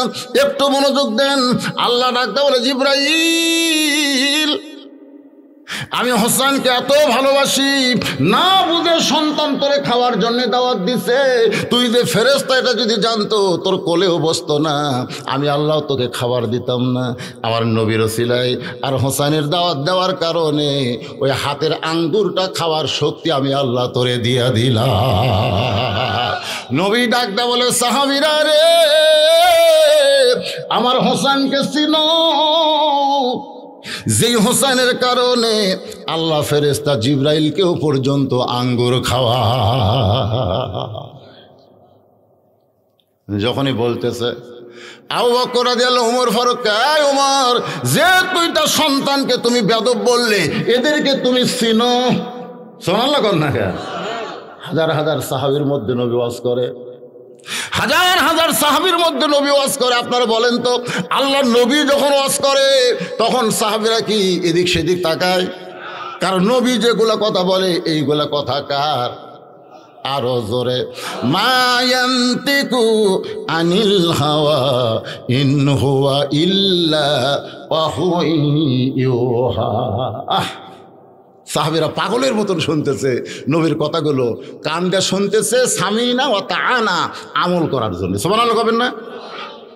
ইতিমধ্যে হোসেন কোত্থেকে দৌড়ে এসে বলতেছে, ও নানা, সারাদিন খালি সাহাবী নিয়ে থাকবা, আমাকে কে নিবে? সুবহানাল্লাহ আমরা কেন? সারাদিন শুধু সাহাবী নিয়ে থাকো, আমার খবর কে নিবে? এই বলে যখন নবীর কাছে আসতে চায়, সামনে সারির সাহাবী আবু বকর এভাবে হুযায়ফাতুল ইয়ামানের দিকে ইশারা করলেন, চোখ মারলেন, চোখ মেরে বুঝাইলেন, ইশারা দিয়ে বোঝান যায়, চোখ মেরে বুঝাইলেন যা। ওই হোসেন যদি এখন নবীর কাছে আসে, নবীর মুখের দামি কথা বন্ধ হয়ে যাবে, কারণ নবী তখন আর নবী থাকবে না, নবী নানা হয়ে যাবে। আর নানা নাতি যদি এক কানে হয় তখন হামাকের খাওয়া শেষ। যা দৌড়ে যে ধর, নবীর কাছে আসার আগেই নবীর দামি কথাগুলো আমরা একটু শুনবার চাই। সুবহানাল্লাহ কম লাগে। তো এক নম্বর সাহাবী আবু বকর বলতেন, কি করবে? হুযায়ফাতুল ইয়ামিন দৌড়ে গিয়া ওই হোসেনকে কোলের মধ্যে নিয়ে বলে, বাবু, এখন তোমার নানা যে কথাগুলো বলতেছে, প্রত্যেকটা সাহাবীর সেই কথাগুলো কলিজার খাতায় নোট করতেছে, এখন তুমি তোমার নানার কাছে যাইও না। সঙ্গে সঙ্গে হোসেন চিল্লায় বলে, রে নানার সাহাবীরা, আমার নানাকে চিনো বলে নানার ওয়াজ তোমাদের ভালো লাগতেছে, কিন্তু আমারে চিনো না, এই কারণেই নানার কাছে আমাকে যাবার দিচ্ছ না।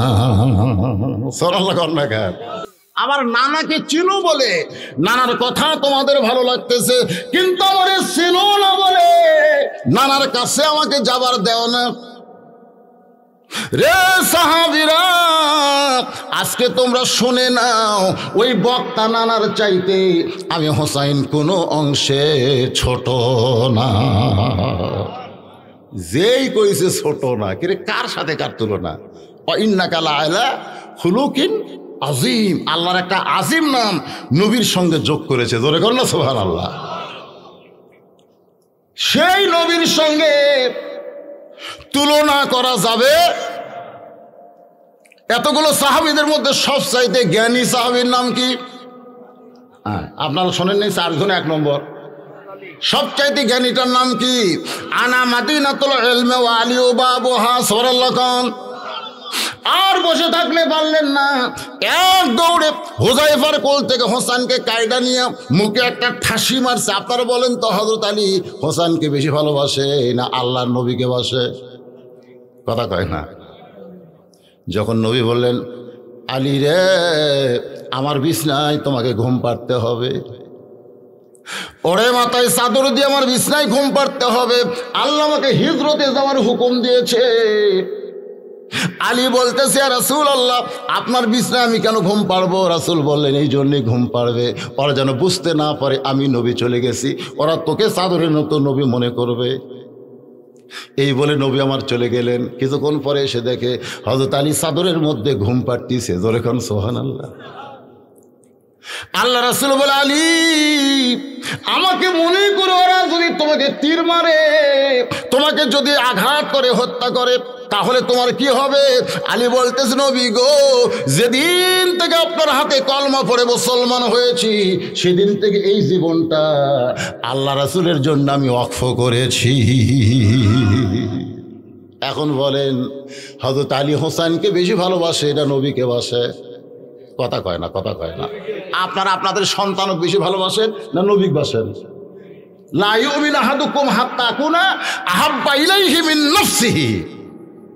নিজের জীবনের চাইতেও রাসূলকে বেশি ভালো না বাসলে সে প্রকৃত মুমিন হতে পারবে না। নবীর বিরুদ্ধে কথা কয়, নবীর বিরুদ্ধে কটাক্ষ করে, এরপরে নবীর উম্মতের একটা মিছিল বার করে না। আর মিছিল যদি কেউ বার করে সেটা আবার বাধা দেওয়ার জন্য প্রশাসনের লোক দাঁড়ায়। ধরে কোন কথা ঠিক কিনা? আশ্চর্য কথা। আল্লাহ নবীর বিরুদ্ধে কথা বললে আমার জীবনের কি দাম আছে? কোন আমার জীবনের কোনো দাম আছে? জীবন দিয়ে হলো বাংলার জমিনে আল্লাহ নবীর বিরুদ্ধচারণ করতে আমরা দিব না। কারা কারা দিবেন না? দুই হাত তুলে আল্লাহকে দেখান। লিল্লাহে তাকবীর। আমার নেতা, তোমার নেতা, বিশ্ব নবীর চরিত্র ফুলের মতো না, ফুলের চাইতেও পবিত্র। বিশ্ব নবীর চরিত্র ফুলের চাইতে পবিত্র। হাত নামান। আল্লাহ ফেরেশতা এখানে আছে না নাই? যারা এখানে আছে না? হ্যাঁ, এই ফেরেশতা আল্লাহ বলবে, আল্লাহ তোমার নবীকে এরা দেখছে নাকি? তো ফেরেশতা আল্লাহ বলবে দেখে নাই। যেই নবীরে দেখলো না 1400 বছর পরে কোরআনের মাহফিলে তারা হাত তুলেছে, আল্লাহ বলে ফেরেশতা সাক্ষী থাকো, নবীর মহব্বতে যারা হাত তুললো ওই হাতওয়ালা মানুষগুলোকে আমি জান্নাতে কবুল করে নিলাম। আল্লাহর বান্দারা বিরক্ত হচ্ছেন, বিরক্ত হচ্ছেন। হযরত আলী নিজের জীবনের চাইতেও রাসূলকে বেশি, এই কারণেই দৌড়ে গিয়ে হুযায়ফার কোল থেকে কাইরা নিয়ে, হুযায়ফার কোল থেকে কাইরা নিয়ে একেবারে এক হাসকা দিয়ে কাইরা নিয়ে মুখের উপর একটা ঠাসি মারছে। এই বেদব, তোর বাপ ভালো মা ভালো, তুই তুই তুই এর বুঝিস। আপনার বলেন তো বাপ মাও কি ভালো, যার রিয়ার ঘটকালি কি করছে? কথা কয় না রে, আপনার জানেন না।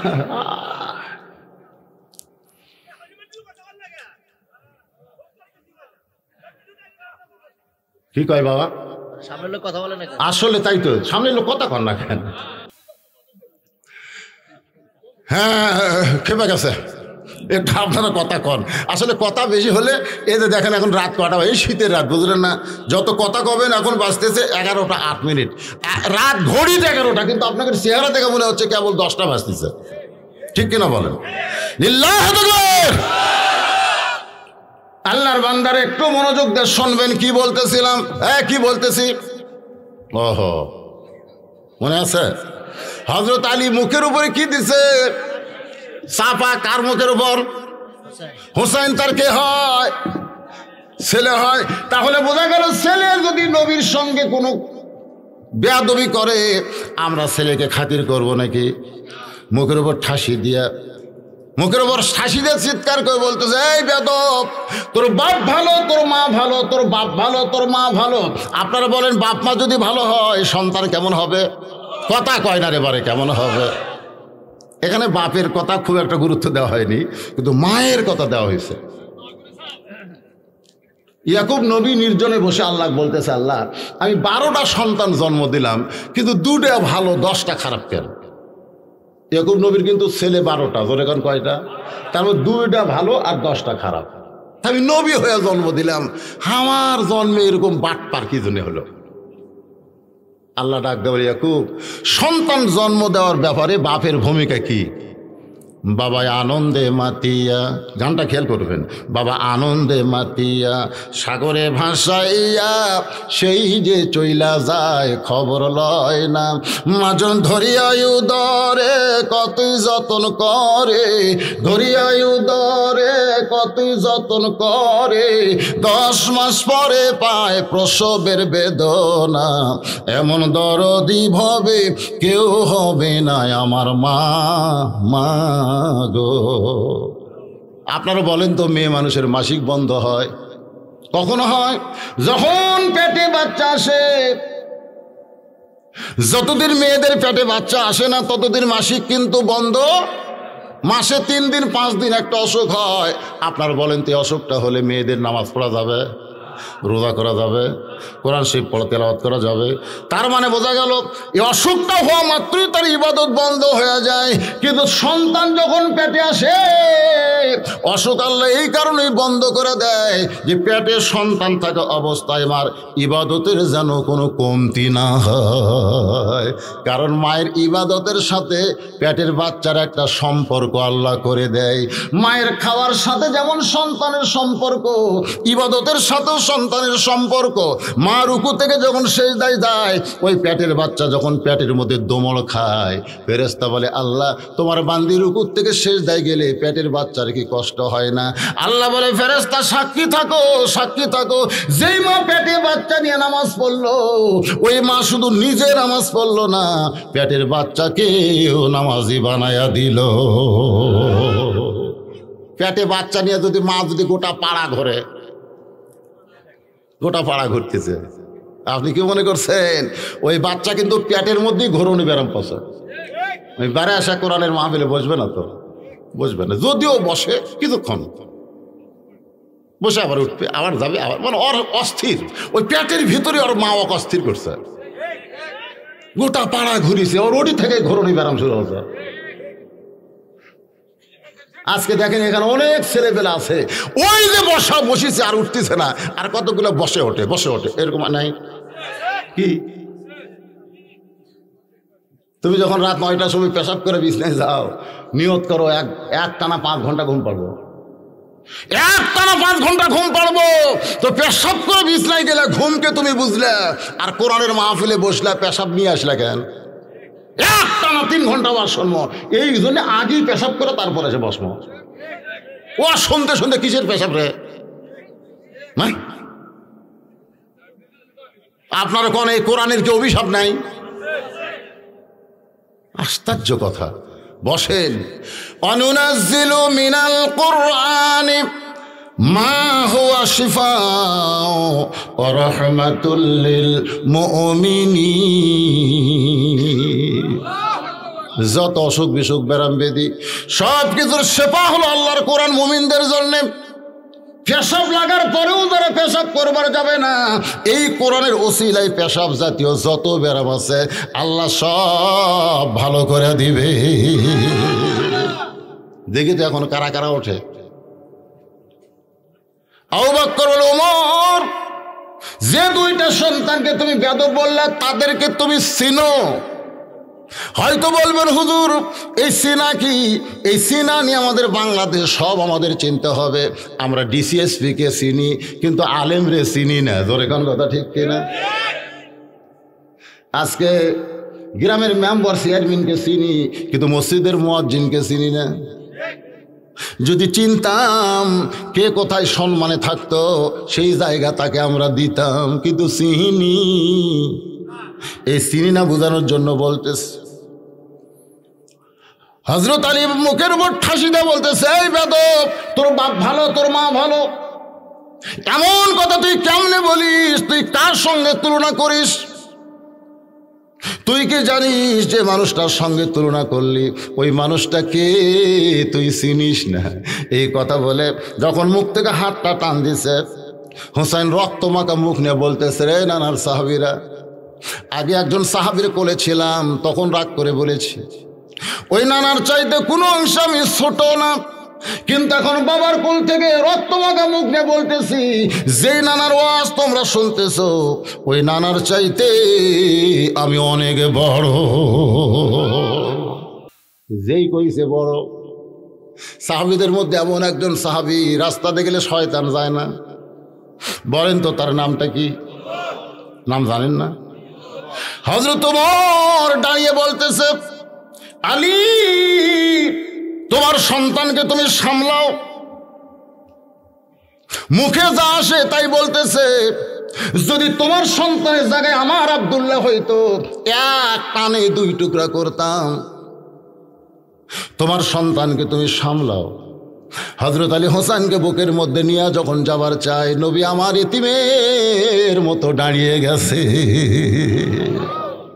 2 হাত বাড়ায় বলতেছে, আলী রে, আমার কলিজার টুকরাকে আমার কাছ থেকে আলাদা করিস না। আলী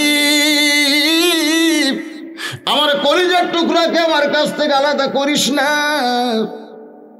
বাজান হযরত মা ফাতেমা একদিন বললেন, ইয়া রাসূলুল্লাহ, আমার হাসান হোসাইন দুইটা সন্তানের মধ্যে আপনি কাকে সবচাইতে বেশি ভালোবাসেন? হুজুর, আমার দুইটা ছেলের মধ্যে আপনি কাকে বেশি ভালোবাসেন? আল্লাহ নবী চারিদিকে তাকায় দেখলেন হাসান হোসাইন তখন বাড়িতে নাই। ওরা যদি থাকে ওদের সামনে তো বলা সম্ভব না, ধরে কোন ঠিক কিনা? রাসূল বলেন, ফাতেমা, আমি যদি তোমাকে জিজ্ঞেস করি, মা, তোমার দুইটা চোখের মধ্যে কোন চোখ তোমার ভালো লাগে?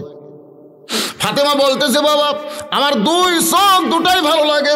আল্লাহ রাসূল বলেন, ফাতেমা, তোমার কাছে দুইটা চোখ যেমন, আমার কাছে হাসান হোসাইন হইল তেমন। ফাতেমা বলে, বাবা, তাহলে আমার দেখার মধ্যে মনে হয় ভুল আছে। রাসূল বলে, তুমি কি দেখো?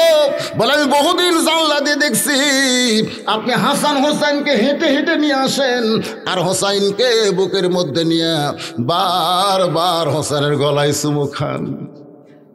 বাবা গো, আমি নিজের চোখে দেখেছি আপনি বারবার হোসেনের গলায় চুমু খান। বাবা, কি কারণে হোসেনের গলায় চুমু খান? আপনি কি তাকে বেশি ভালোবাসেন?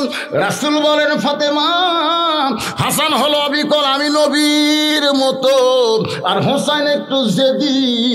এই জেদি হওয়ার কারণে হাসানের চাইতে হোসেনকে আমি একটু বেশি ভালোবাসি। একটু জেদি, ধরে কোন একটু কি, একটু জেদি হওয়ার কারণে তাকে বেশি ভালোবাসি। নবী বুঝতে পারছে হোসেন যেই কথাগুলো বলছে এ কথা হলো জেদের কথা। ধরে কোন কিসের কথা? দুই হাত বাড়ায় দিলেন।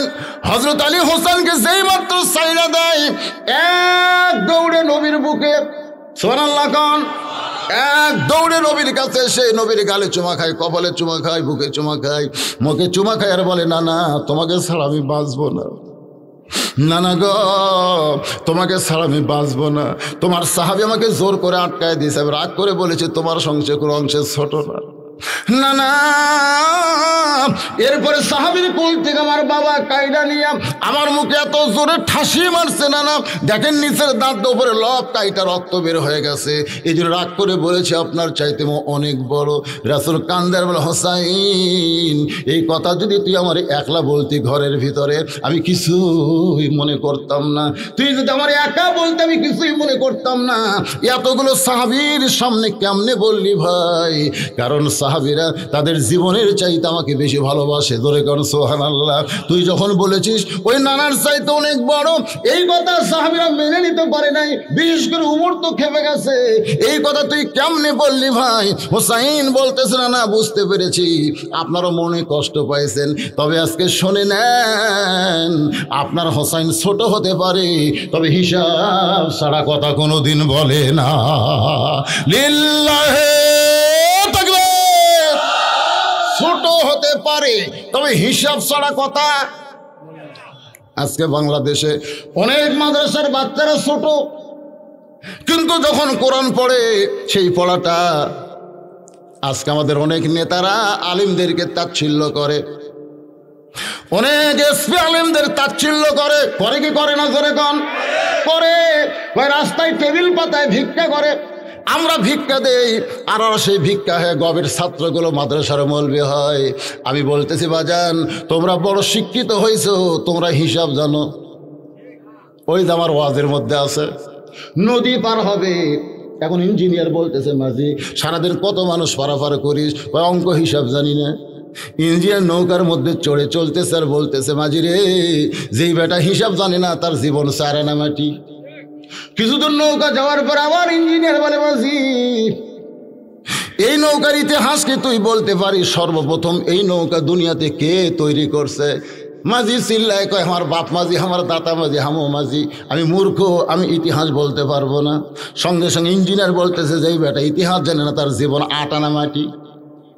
নৌকারও কিছু দূর যাওয়ার পর ইঞ্জিনিয়ার রাগ করে বলে, রে মাঝি, এই নৌকা পানির উপর ভাসতেছে, কোন বিজ্ঞানী তুই কি বলতে পারিস?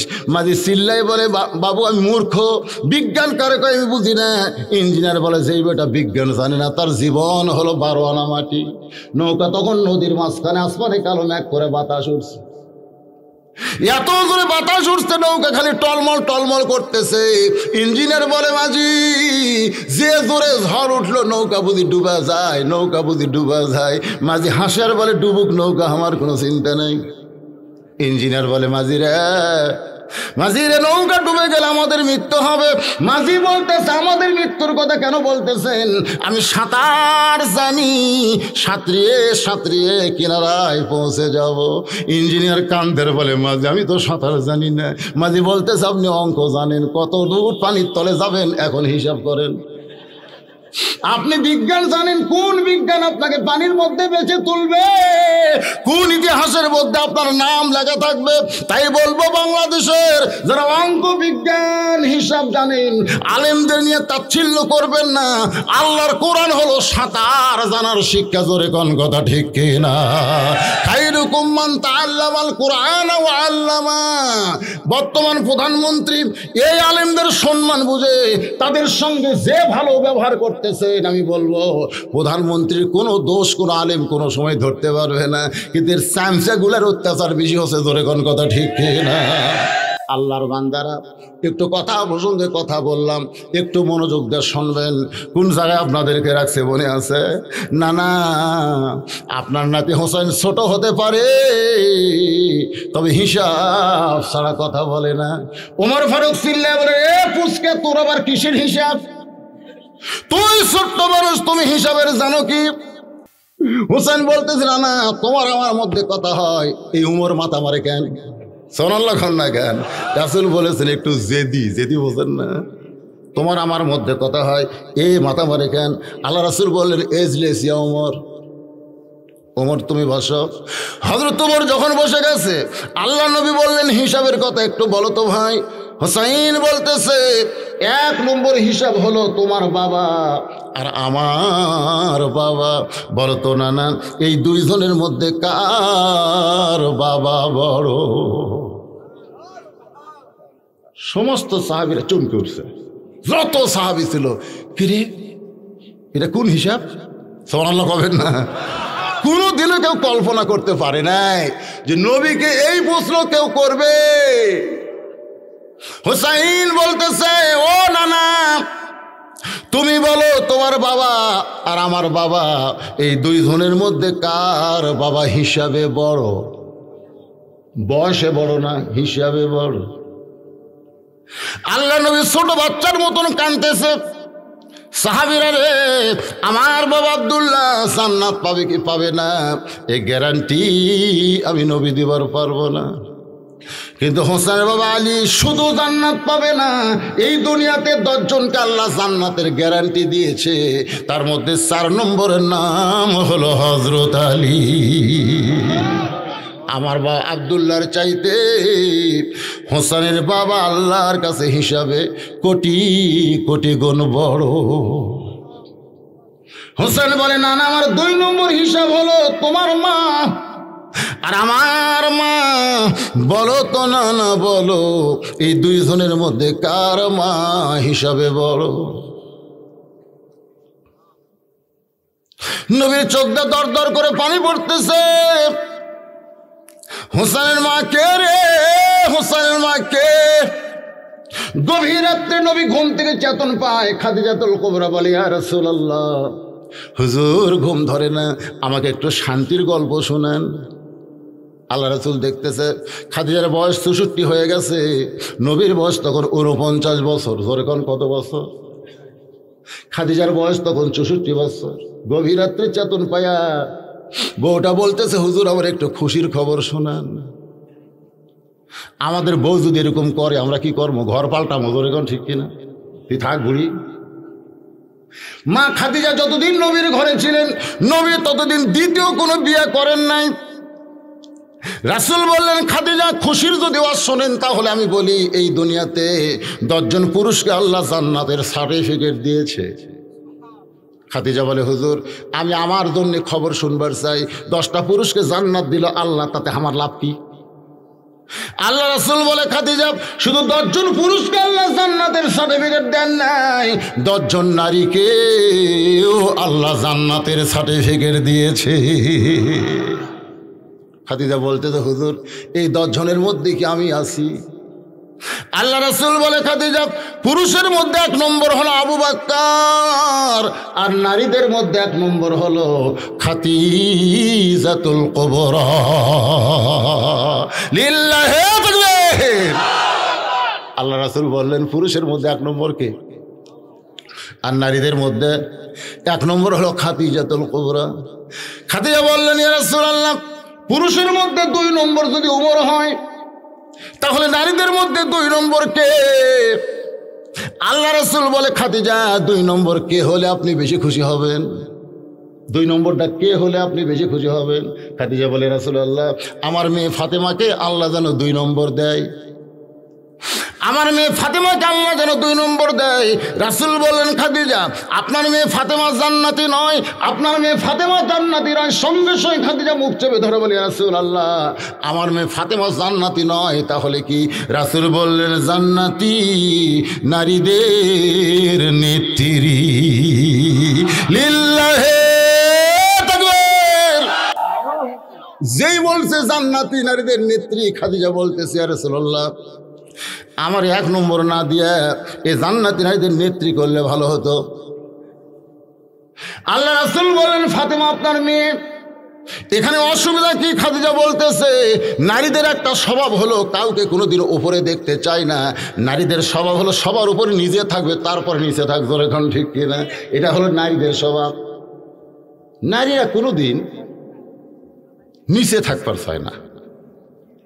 ভাগ্য গুণে আমাদের বাংলাদেশের নারীরা উপরে আছে, কথা কয় না, ঠিক না? উপরে আছে না নাই? খালি দেশের প্রধানমন্ত্রী নারী তা কিন্তু না, প্রত্যেকটা বাড়িতে নারীরা 1 নম্বর। আমি দেখছি আমার বউ যখন আমার শ্বশুর আসে তখন 5 তরকারি ভাত দেয়, 5 তরকারি। আমার শ্বশুর খাবে না, তারপরে আমার বউ জোর করে খিলে খান বাবা খান বাবা।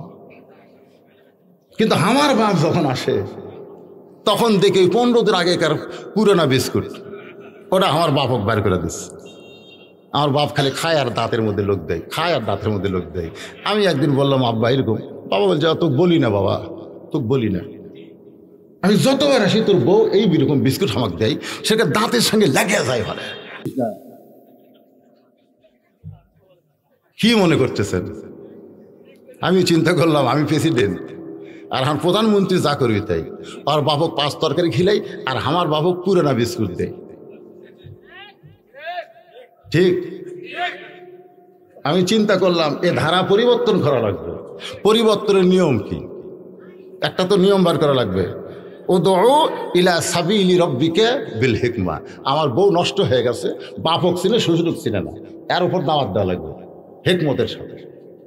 কারণ বর্তমান যে সরকার নারী শাসিত সরকার, মেয়েকের বেশি পক্ষে আছে, ধরে কোন কথা ঠিক কিনা? ধর্ষক যাদের তাদের মৃত্যুদণ্ড দিবে, ধর্ষকের মৃত্যুদণ্ড হবে, দেহানের মৃত্যুদণ্ড হবে। অনুষ্কা তো মরে গেছে, কিন্তু দেহান ধর্ষক হওয়ার ভিতরে অনুষ্কার হাত আছে না নাই? এ কথা কর না কেন মরদ মানুষ, কথা কর না কেন? আজকে আমাদের ছেলেরা খারাপ হওয়ার পিছনে নারীদের হাত আছে না নাই? জোরে কেন আছে না নাই? সরকারকে আমি বলবো ধর্ষকের মৃত্যুদণ্ড দিবেন ঠিক আছে, কিন্তু ধর্ষণ বন্ধ করার জন্য নারীদের বেপর্দাও বন্ধ করা লাগবে। জোরে কোন কথা ঠিক কিনা? হ্যাঁ, একটা বেপর্দা নারী দেখলে আমাদের ছেলেদের মন তো বলবেই, সুন্দর নারী দেখলে পরে আমার দিল দেওয়ানা করে ওইলে ওইলে ওইলে বলবি তো। আল্লাহ এই জন্যই বলেছেন অকরণা ফি বুয়ুতিকুন্না ওয়ালা তাবাররাজনা তাবাররুজাল জাহিলিয়াতিল উলা। আল্লাহু আকবার। আল্লাহর বান্দারা বিরক্ত হচ্ছেন, একটু মনোযোগ দিয়ে শোনেন, একটু মনোযোগ দেন। ও নানা, তোমার মা আর আমার মা, সেই মায়ের কথা বলতে গিয়ে এই নবীর মনে পড়েছে হোসেনের মা কে রে, হোসেনের মা কে? অনেকে আমরা জানি না, কিন্তু আজকে শোনেন রাসূল বলেন খাদিজা আল্লাহর পক্ষ থেকে বন্টন হয়েছে। সুবহানাল্লাহ কর না কেন? আমি নবী সাগীদের আমি কিন্তু দেওয়ার মালিক না, দেওয়ার মালিক কে? আল্লাহ আপনাকে 1 নম্বর জান্নাতি ডিগ্রি দিয়েছে, আর 1 নম্বর জান্নাতি নারীদের নেত্রী বানাইছে আপনার মেয়েকে। খাদিজা বলে, রাসূলুল্লাহ, আমাকে বাদ দিয়ে আমার মেয়েকে কেন আল্লাহ খাতুনে জান্নাত বানালো, এর কারণ কি? রাসূল বললেন, কারণ হলো 2টা। 1 নম্বর কারণ হলো, খাদিজা আপনি বলেন তো ঈমান গ্রহণ করেছেন কত বছরে? খাদিজা বললেন, 55 বছর বয়সে ঈমান গ্রহণ করেছি। আল্লাহ রাসূল বলে, খাদিজা ঈমান গ্রহণ করার আগে আপনি কি ছিলেন? খাদিজা বলে, ঈমান গ্রহণ করার আগে আমি কাফের ছিলাম। আল্লাহ নবী বলেন, হায়াতের জিন্দেগির 55 বছর আপনি কুফুরে হালে কাটাইছেন, আর আপনি বলেন তো আপনার মেয়ে ফাতেমা কত বছর কুফুরে হালে কাটাইছে? খাদিজা বলতেছে, জান্নাতি জান্নাতি, আমার ফাতেমা জান্নাতি হয়ে জন্ম নিয়েছে। রাসূল বলে, খাদিজা 2 নম্বর কথা হলো, আপনার নাকের সাইজ, মুখের সাইজ, চোখের সাইজ, গায়ের রং, এটা দুনিয়ার কত পুরুষ বলতে পারে? আপনি কি হিসাব দিবার পারবেন? আপনার নাকটা কেমন, মুখটা কেমন, গায়ের রংটা কেমন, আপনি কেমন দেখতে, কয় ফুট লম্বা, এটা কি দুনিয়ার মানুষ বলতে পারে? খাদিজা বলে, ইয়া রাসূলুল্লাহ, 40 বছর বয়সে যখন আপনাকে আমি স্বামী হিসাবে স্বীকার করলাম, হুজুর ওই সময় মক্কার সবচাইতে ধনবতী রমণী ছিলাম। এই ধনবতী রমণী হওয়ার পিছনে কারণ হলো আমার অনেকগুলো ব্যবসা প্রতিষ্ঠান ছিল। এই ব্যবসা প্রতিষ্ঠান চালাইতে গিয়ে হাজার হাজার পুরুষের সঙ্গে আমার লেনদেন হয়েছে। আমার নাকের সাইজ কেমন অনেক পুরুষ দেখেছে, আমার মুখের সাইজ, আমার গায়ের রং দুনিয়ার বহু পুরুষ বলতে পারবে। রাসূল বলেন, খাদিজা তাহলে দুনিয়ার হাজার হাজার পুরুষ মানুষ আমার নাকে, আপনার নাকের সাইজ, মুখের সাইজ, গায়ের রং বলতে পারবে। এখন বলেন তো আপনার পেটের মেয়ে ফাতেমাকে দুনিয়ার কত পুরুষ দেখেছে? ফাতেমার নাকের সাইজ, মুখের সাইজ, ফাতেমার গায়ের রং কেমন, এটা দুনিয়ার কত পুরুষ বলতে পারে? খাদিজা কান্দের বলে, নবীজি আমার ফাতেমা জন্মসূত্রে পর্দা নিয়েই জন্মগ্রহণ করেছে। কিন্তু জন্মসূত্রে পর্দা নয়, নবীর মেয়ে ফাতেমা পর্দা নিয়েই দুনিয়া থেকে বিদায় হয়েছে। এখনো ফাতেমার কবর কোন জায়গায়, আমার আল্লাহ তাআলা সেই কবরটাও পর্দার ভিতরে রাইখা দিয়েছে। রাসূল কান্দের বলে, হোসাইন আমার মা আমেনা জান্নাত পাবে কি পাবে না এই গ্যারান্টি আমি নবী দিবার পারবো না, কিন্তু তোমার মা ফাতেমা শুধু জান্নাত পাবে না, জান্নাতি নারীদের নেত্রী হবে। আমার মা আমিনার চাইতে হোসেনের মা ফাতেমা আল্লাহর কাছে কোটি কোটি গুণ বড়। হোসেন বলে, না না, তাহলে মায়ের দিক দাও তো আমি বড় হলাম। এবার বলো নানা, আমার 3 নম্বর হিসাব হলো তোমার নানা আর আমার নানা, এই 2 জনের মধ্যে কার নানা বড়? যেই কইছে নবীরে কিছু বলার আগে ওমর ফারুক, ওই যে রাসূল বসাইছে এজলেস বসো, সেই হযরত ওমর কিন্তু আর বসে নাই। এক দৌড়ে সে হোসেনকে কোলের মধ্যে নিয়ে ডাক দেবে, আলী আমি মূর্খ বলে বুঝি নাই, কিন্তু তুই তোর মূর্খ না, এই সোনার মুখে এত জোরে ঠাসি মারছিস কেন? দাঁত দিয়ে লব কেটে গেছে। হোসেনের কপালে চুমু খায়, মুখে চুমু খায়। ওমর কান্দের বলে, হোসাইন তোমার নানার নানা ওয়াহাব জুহুরকে দুনিয়ার কেউ চিনে না, কেউ চিনে না, আর তোমার নানাকে শুধু দুনিয়ার মানুষ না রে, আমার আল্লাহ করেছেন ঘোষণা, ওয়া ইন্নাকা লাআলা খুলুকিন আযীম। হোসেন বলে, না না, এখন তুমি তোমার সাহাবীদের বলো, বাপের দিক দিয়ে যদি আমি বড় হই, মায়ের দিক দিয়ে যদি আমি বড় হই, নানার দিক দিয়ে যদি আমি বড় হই, তুমি কোন দিক দিয়ে আমার চাইতে বড় হইছ? রাসূল হোসেনকে কোলের মধ্যে নিয়ে বলে, সাহাবীরা রে, এ হোসেন আমার চাইতে অনেক বড়। সেই হোসেনকে হযরত আবু বকর বলতেছে, ওমর যাকে তুমি বেয়াদব বলছো, যে 2 জনকে তুমি বেয়াদব বললে তাদেরকে তুমি চিনো? ওমর ফারুক বলে, আবু বকর ভাই এই 2 জনকে চিনবো না কেন?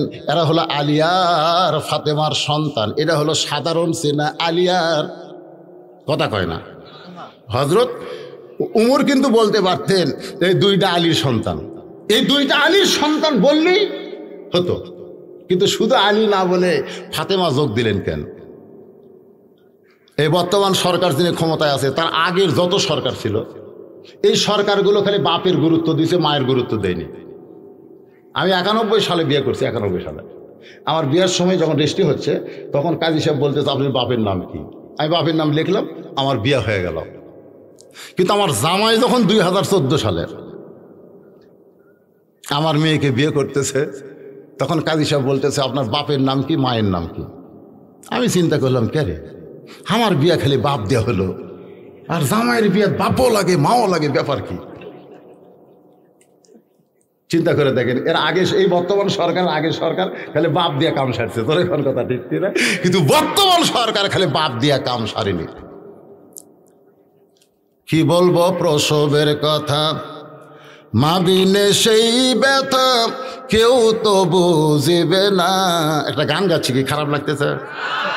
এটা তো কোরআন শরীফে আছে। কি বলবো প্রসবের কথা, মা বিনে সেই ব্যথা কেউ তো বুঝিবে না।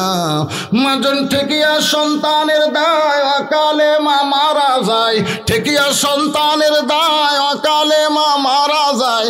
কেন সে মায়ের ভক্তি করো না, এমন দরদি ভাবে কেউ হবে না আমার মা, মা গো।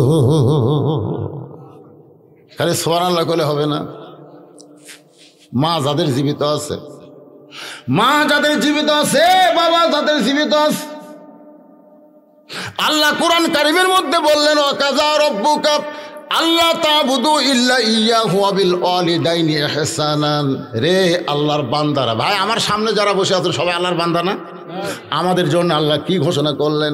আল্লাহর ইবাদতের পরে, আল্লাহর ইবাদতের মধ্যে কাউকে ঢোকানো যাবে, কিন্তু ইবাদতের পরে ইল্লা ইয়্যাহু ওয়া বিল ওয়ালিদাইনি ইহসানান, তোমাদের বাপ মার প্রতি ইহসান করো, দয়া করো, ভক্তি করো। আজকে একটু খেয়াল করেন, আমি আর বইয়ের কথা বলতেছিলাম, ভুলে গেছেন নাকি? ওর বাপক দেয় কি না, না ওর বাপক 5-6 প্রকার তরকারি, আর আমার বাপক পুরানা বিস্কুট, লেজটা যায়। আমি চিন্তা করলাম কি করি, একজন বক্তার ঘর তো এরকম শয়তান বউ, তাহলে সাধারণ লোকের ঘরের খবর কি না? চিন্তা করা দরকার তো। নিজের দিয়ে তো গোটা বাংলাদেশ ওয়াজ করা লাগবে। আমি কোনোদিন কারো বউ খারাপ বলি না, আমার বউ কি এই মাল ডাকতে আমি চিনি, চিনি না। আবার আমি কি এটা আমার বউ চিনে। হ্যাঁ, কারণ আমি আপনাকে এখানে ঘন্টার পর ঘন্টা ওয়াজ করব। যখন আমি ওয়াজে উঠছি তখন 9:45, এখন বাজতেছে দেখেন ঘড়ির দিকে তাকায় দেখেন 11:30 পার হয়ে গেছে, আরও ওয়াজ করতেছি, অসুবিধা আছে? কিন্তু আমার বইয়ের কাছে খালি 5টা মিনিট আমি যেগুলো ওয়াজ করি, আজারের ওয়াজ ভালো, তারেক মনারের ওয়াজ ভালো, এর ওয়াজ ভালো, আমারটা কোনদিন আমার বউ আমার ওয়াজ আমি শোনা দেখিনি, অন্য এক বক্তার ওয়াজ শুনতে চায়। আমি কই কে রে, কি কন? আমি কইলাম কি খবর, দুনিয়ার লক্ষ লক্ষ মানুষ হুজুর কয়, আর তুমি জনগণ আপনাকে চিনে না তাই হুজুর কয়। কিন্তু আমি জানি হুজুর হয় এত সহজ নয়। আসলে বইয়ের কাছে কি সমস্যা আছে না নাই? এখন আমি চিন্তা করলাম কি করা যায়। উদউ ইলা সাবিলি রাব্বিকা বিল হিকমাহ। আমি আস্তে করে ঘরের মধ্যে গিয়ে দরজা খুলে বসে থাকলাম। আব্বা কিন্তু বিস্কুট খাচ্ছে। আমি আর বউকে মুচকি হাসিতে বললাম, ডাকতেছে, হাসতেছে আর ডাকতে। বউ মনে করছে হয়তো খুশির কোনো খবর দিবে। ঘরের মধ্যে ঢুকতি আমি দরজা বন্ধ করে দিলাম। আমার বাপ বুঝতে পারছে, বুঝলো বউকে ঘরে নিয়ে দরজা বন্ধ করলেন কেন? আমি বললাম বাবা একটু আমল করতে হবে, বাবা নেক আমল করা লাগবে। যে আমল এতদিন আমি করতে পারিনি, নামাজ দেয়া রোজা দেয়া যে কাম আমার হয়নি, আজকে সেই কাজ করা লাগবে। বউকে গান মারিস না, বুঝতে পারছে? আমি আস্তে করে টুটি এরকম ধরলাম, এতে গুটি আছে এটি, এ জায়গায় ধরে বললাম তোর বাপ আসলে 5 তরকারি, আর আমার বাপকে পুরোনা বিস্কুট। এই তোর বাপ আসলে 5 তরকারি, আমার বাপকে পুরোটা বিস্কুট দিস কেন? তুই কি মনে করছিস তোকে ছাড়া দিলে বউ পাওয়া যাবে না? আমার যে বর্তমান পরিস্থিতি আছে, খালি বিয়ের কথা কইলে কত মেয়ে মানুষ লাইন ধরবি। তুই মরে গেলে বউ পাওয়া যাবে, কিন্তু আমার বাবা যদি মরে, মা যদি মরে, কিয়ামত পর্যন্ত কানলেও তাদের আর আমি পাবো না। এমন ভয় খাওয়া খাইছে, চোখের পানি বের করে কয় তোমার বাবু যা আমার বাবু তাই, তোমার বাবু যা আমার বাবু তাই। আমি আর কিছুই কইলাম না, দরজা খুলে দিলাম। আমার আব্বা এর পরে 10-15 বছর জীবিত ছিল। আমার আব্বা আমারে কইছে বাজার ঘরের মধ্যে দরজা বন্ধ করে যে কি আমল করছিস, এই আমলের পরে তোর বউ যেন আমার বৌমা হয়ে গেছে। আমি যুবকদের জন্য বলবো, আল্লাহর ইবাদতের পরেই 2 নম্বর হলো বাপ মার প্রতি ইহসান করো, দয়া করো, ভক্তি করো। তুমি যতই নামাজ পড়ো, হজ করো, যাকাত দাও, তোমার বাপ মা যদি তোমার প্রতি অসন্তুষ্ট থাকে, তুমি কোনোদিন জান্নাত পাবা না। জান্নাত যদি পাবার চাও, বাপ মাকে খুশি করার দরকার আছে না নাই? আরো জোরে বলেন, আছে না নাই? যদি বাপ মা মারা যায়, তাহলে আপনি কি করবেন? বাপ মার কবরের পাশে প্রতিদিন যাওয়ার না পারলেও অন্তত সপ্তাহে 2 দিন ফজরের নামাজ পড়ে বাপ মার কবরের পাশে গিয়ে বলবেন রব্বির হামহুমা কামা রব্বায়ানি সগীরা, আসসালামু আলাইকুম ইয়া আহলাল কবর দোয়া করে বাবার কবর জিয়ারত করবেন। বাজান গো, এই কথা বলতেছিলাম, ওমর ফারুক বলতেছে আবু বকর, এই 2টা হলো আলী আর ফাতেমার সন্তান। এখানে 2 জনের নাম নেওয়ার কারণ হলো, সন্তান শুধু বাপের পরিচয় হলে হবে না, সন্তানকে পরিচয় দিতে গেলে মা লাগবে। এই কথা বর্তমান সরকার বুঝেছে, জোরে কোন ঠিক কিনা? এর আগের জেলা সরকার ছিল, এরা খালি বাপের দাম দিছে, মায়ের দাম দেয় নাই। কিন্তু বর্তমান সরকার এই দিক দিয়ে কি ভালো, জোরে কোন এই দিক দিয়ে সরকারের বহু ভালো করে আছে। যখন ভারত, চীন রোহিঙ্গা মুসলমানকে জায়গা দেয় নাই, তখন বর্তমান সরকার তাদের জন্য বাংলাদেশের দরজা খুলে দিছে। আমাদের প্রধানমন্ত্রী বলেছে দরকার হলে 3 সন্ধ্যার জায়গায় 2 সন্ধ্যা খাবো, কি কোন বলেনি? তাও রোহিঙ্গা মুসলমান আমাদের ভাই, ওদেরকে আমরা এই মুহূর্তে তাড়াই দিতে পারি না। আমাদের প্রধানমন্ত্রী যে কওমি মাদ্রাসাকে মানুষ চিনতই না, সেই মাদ্রাসাকে স্বীকৃতি দিয়েছে, ধরে কোন কথা ঠিক কিনা? আমাদের প্রধানমন্ত্রী করোনাকালীন ভাইরাসকে এত গুরুত্ব দিছে, আমেরিকার মতন দেশে মানুষ খালি টস করা পড়ে আর মরে, আর আমাদের বাংলাদেশে আজকে 16টা মরিছে। তার মানে করোনা ভাইরাসে আমাদের বাংলার মানুষ মরা বন্ধ হইয়া যাচ্ছে। পদ্মা সেতু নির্মাণ করছে, করে নাই? তারপরে দেখেন বগুড়া থেকে সিরাজগঞ্জ, সিরাজগঞ্জ থেকে ঢাকা 4 লাইন রাস্তা হচ্ছে। আগে আমরা গ্রামগঞ্জে কারেন্ট পাইতাম না, প্রতি গ্রামে কারেন্ট ঢুকেছে, রাস্তাঘাট সব হয়ে গেল। আমাদের প্রধানমন্ত্রীর ভালো কাজ আছে না নাই? ভালো কাজের স্বীকৃতি দিতে হবে আমাদের প্রধানমন্ত্রীর কাছে আমাদের অনুরোধ, কারণ তিনি পরেশগার বান্দি, তার নামটা কিন্তু কোরআন শরীফের মধ্যেও রয়েছে, রব্বানা আতিনা ফিদ দুনিয়া হাসিনাতাও ওয়া ফিল আখিরাতি হাসানা, হাসানাতাও ওয়া ফিল আখিরাতি, তাহলে জবরের জায়গায় জেদ দিলিতে হাসিনা। হাসতেছেন কেন? সুন্দর নাম। ওনার বাবা তো কি শেখ মুজিবুর, কি ওনার দাদার নাম শেখ লুৎফর রহমান, ওনার আমাদের প্রধানমন্ত্রীর মায়ের নাম হলো ফজিলাতুন।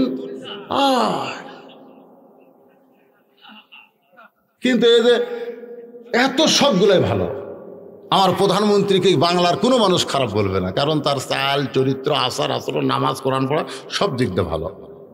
আমাদের প্রধানমন্ত্রীর কাছে একটা অনুরোধ আমরা করব, অনুরোধটা হলো গান বাজনা বন্ধ করে দেন, গান বাজনা বন্ধ করে দেন, যাত্রা জুয়া বন্ধ করে দেন। বাংলাদেশে করোনা ভাইরাস কমার একটাই মাত্র কারণ হলো হাজার হাজার লক্ষ লক্ষ মসজিদে আজান হয়, নামাজ হয়, কোরআনের মাহফিল হয়, আল্লাহ রহমত বরকতের দরজা খুলে দিছে, এই জন্যই কিন্তু করোনা কমে গেছে। জোরে কোন কথা ঠিক? অনুমতি না লাগবে কেন? এটা রহমানি জলসা, এখানে মানুষ আসবে, বেদিবারম থেকে ভালো হয়ে যাবে। কি এক সর্বনাশা কথা যে কোরআনের মাহফিল করতে অনুমতি লাগবে কেন? এটি করোনা আসবে, এ কথা কর না কেন? রহমতের মধ্যে গজব কোনোদিন ঢোকে? কোনোদিনও ঢোকে না। এই যে কতগুলো ব্যাখ্যা করে কয় প্রধানমন্ত্রী, সেটা শুনে আর আপনারা বলেন ভাই এই যে আপনি এই পর্যন্ত আমি সরকার বিরোধী কোনো কথা করছি, তাহলে বলুন সে তাহলে যাবে না, তার মানে কি কম? আজকের ওয়াজ খালি কি চিনো, তেল তেলা নয় রে, চিনা চিনা চিনো। এই সিনেমা কি বোঝানোর জন্যই বলতেছি, বর্তমান সরকার বাপ মার দুই ধরনের গুরুত্ব দিছে। উমর ফারুক 1400 বছর আগে বললেন আমি চিনবো না কেন, এই দুইটা হলো আলী আর ফাতেমার সন্তান।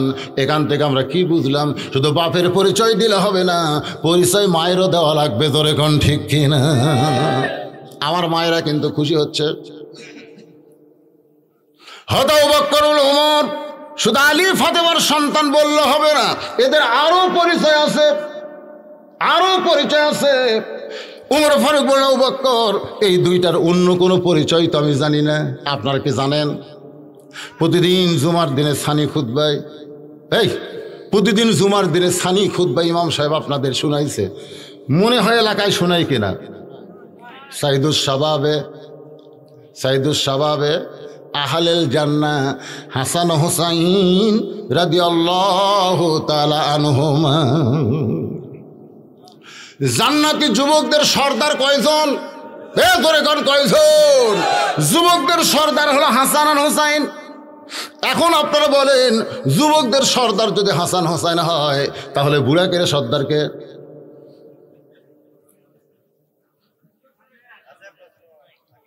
প্রথম থাকে না যে যুবকের সর্দার যদি হাসান হোসেন হয়, তাহলে হামাকের মতন বুড়াকের সর্দারকে?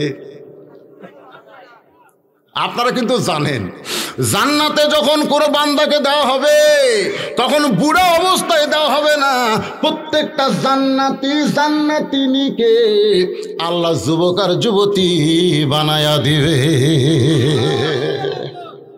এখন আপনারা বলেন যুবক হয়ে যদি আমরা জান্নাতে যাই তাহলে আমাদের সর্দারের নাম কি? তাহলে সেই সর্দার সম্পর্কে একটু চিনা দরকার আছে না নাই? জোরে করে আছে না নাই? ইয়াজিদের লোকেরা বললেন হোসাইন তোমার নানা হলো বিশ্ব নবী, তোমার বাবা হলো বিশ্ব আলেম, তোমার মা হলো খাতুনে জান্নাত, এমন একটা বংশ থেকে আইছো, ও হোসাইন তুমি বসে থাকবে আর যা ইচ্ছা তাই খাবে। সঙ্গে সঙ্গে হোসাইন দাঁড়িয়ে গেলেন, চিৎকার করে বলেন এই জিদের সামসারা, আমার নানাকে তোমরা বিশ্ব নবী বলতেছো, কিন্তু আমার নানা শুধু বিশ্ব নবী নয়, আমার নানা হলো বিশ্ব নেতা। আমার বাবা শুধু বিশ্ব আলেম নয়, আমার বাবা হলো বিশ্ববীর। আমার মা শুধু খাতুনে জান্নাত নয়, আমার মা হইল জোহরা। ধরে কার না সুবহানাল্লাহ। তোমরা একটা বলো, একটা কেন বাদ দাও? একটু মনোযোগ দিয়ে শুনবেন। আয়াতটা হলো ইজা আসাবাতুহুম মুসিবাতুন ক্বালু ইন্না লিল্লাহি ওয়া ইন্না ইলাইহি রাজিউন। ইজা মানে যখন, ইজা মানে কি?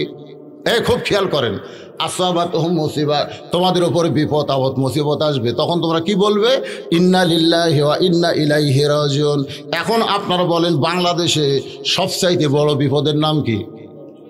আরো জোরসে বলুন। করোনা। আপনারা জানেন আজকে ওই যে ফুড ভিলেজের এই সাইডে একটা ব্যাগ নাই, ব্যাগ, ওই ব্যাগে ট্রাক আর বাস অ্যাক্সিডেন্ট করে কয়জন মরছে জানেন? শোনেননি? ফেসবুকেও দেখেননি? হয় ঘোগা বটতলা কয়, সেটা প্রতিদিন অ্যাক্সিডেন্ট হয়ে কত লোক মরতেছে, আর করোনা হয়ে মরছে 16 জন। কি কয় করোনায় বিপদ? আচ্ছা, যদি আপনাদের কথাই ঠিক আছে, যদি করোনায় বিপদ হয় তাহলে বিপদ হলে কি পড়া লাগবে? আপনারা পড়ছেন? সরকার কোনোদিন কইছে যে করোনা একটা মহাবিপদ, এই বিপদ যদি দূর করবার চাও ইন্না লিল্লাহ বেশি বেশি আমল করো, এ কথা কইছে? কিন্তু আল্লাহ যে কইল কলু, তখন তোমরা বলবে ইন্না লিল্লাহি ওয়া ইন্না ইলাইহি রাজিউন। আমাদের সরকার কি বলতেছে? মুখে মাস্ক পরো, মুখে মাস্ক পরো, হাত ধো। এ আল্লাহর বান্দারা শোনেন, আমি সরকার বিরোধী কোনো কথা বলতেছি না, এই করোনা থেকে যদি আমরা বাঁচতে চাই, আর একটা দোয়া মুখের মধ্যে রাখবেন। সে দোয়াটা হলো আল্লাহুম্মা ইন্নী আউযু বিকা মিনাল বারাস ওয়াল জুনুন ওয়াল জুজাম ওয়া মিন সাইয়িল আসকাম। এই দুইটা দোয়া যদি মুখে থাকে, ওই মুখে কোনোদিন মাস্ক পরা লাগবে না। ইন্না লিল্লাহি ওয়া ইন্না ইলাইহি রাজিউন। আমি কিন্তু প্রথমে আপনাদের বলেছি, কোন বনেরই পাখি তুমি, মনে আছে নাকি?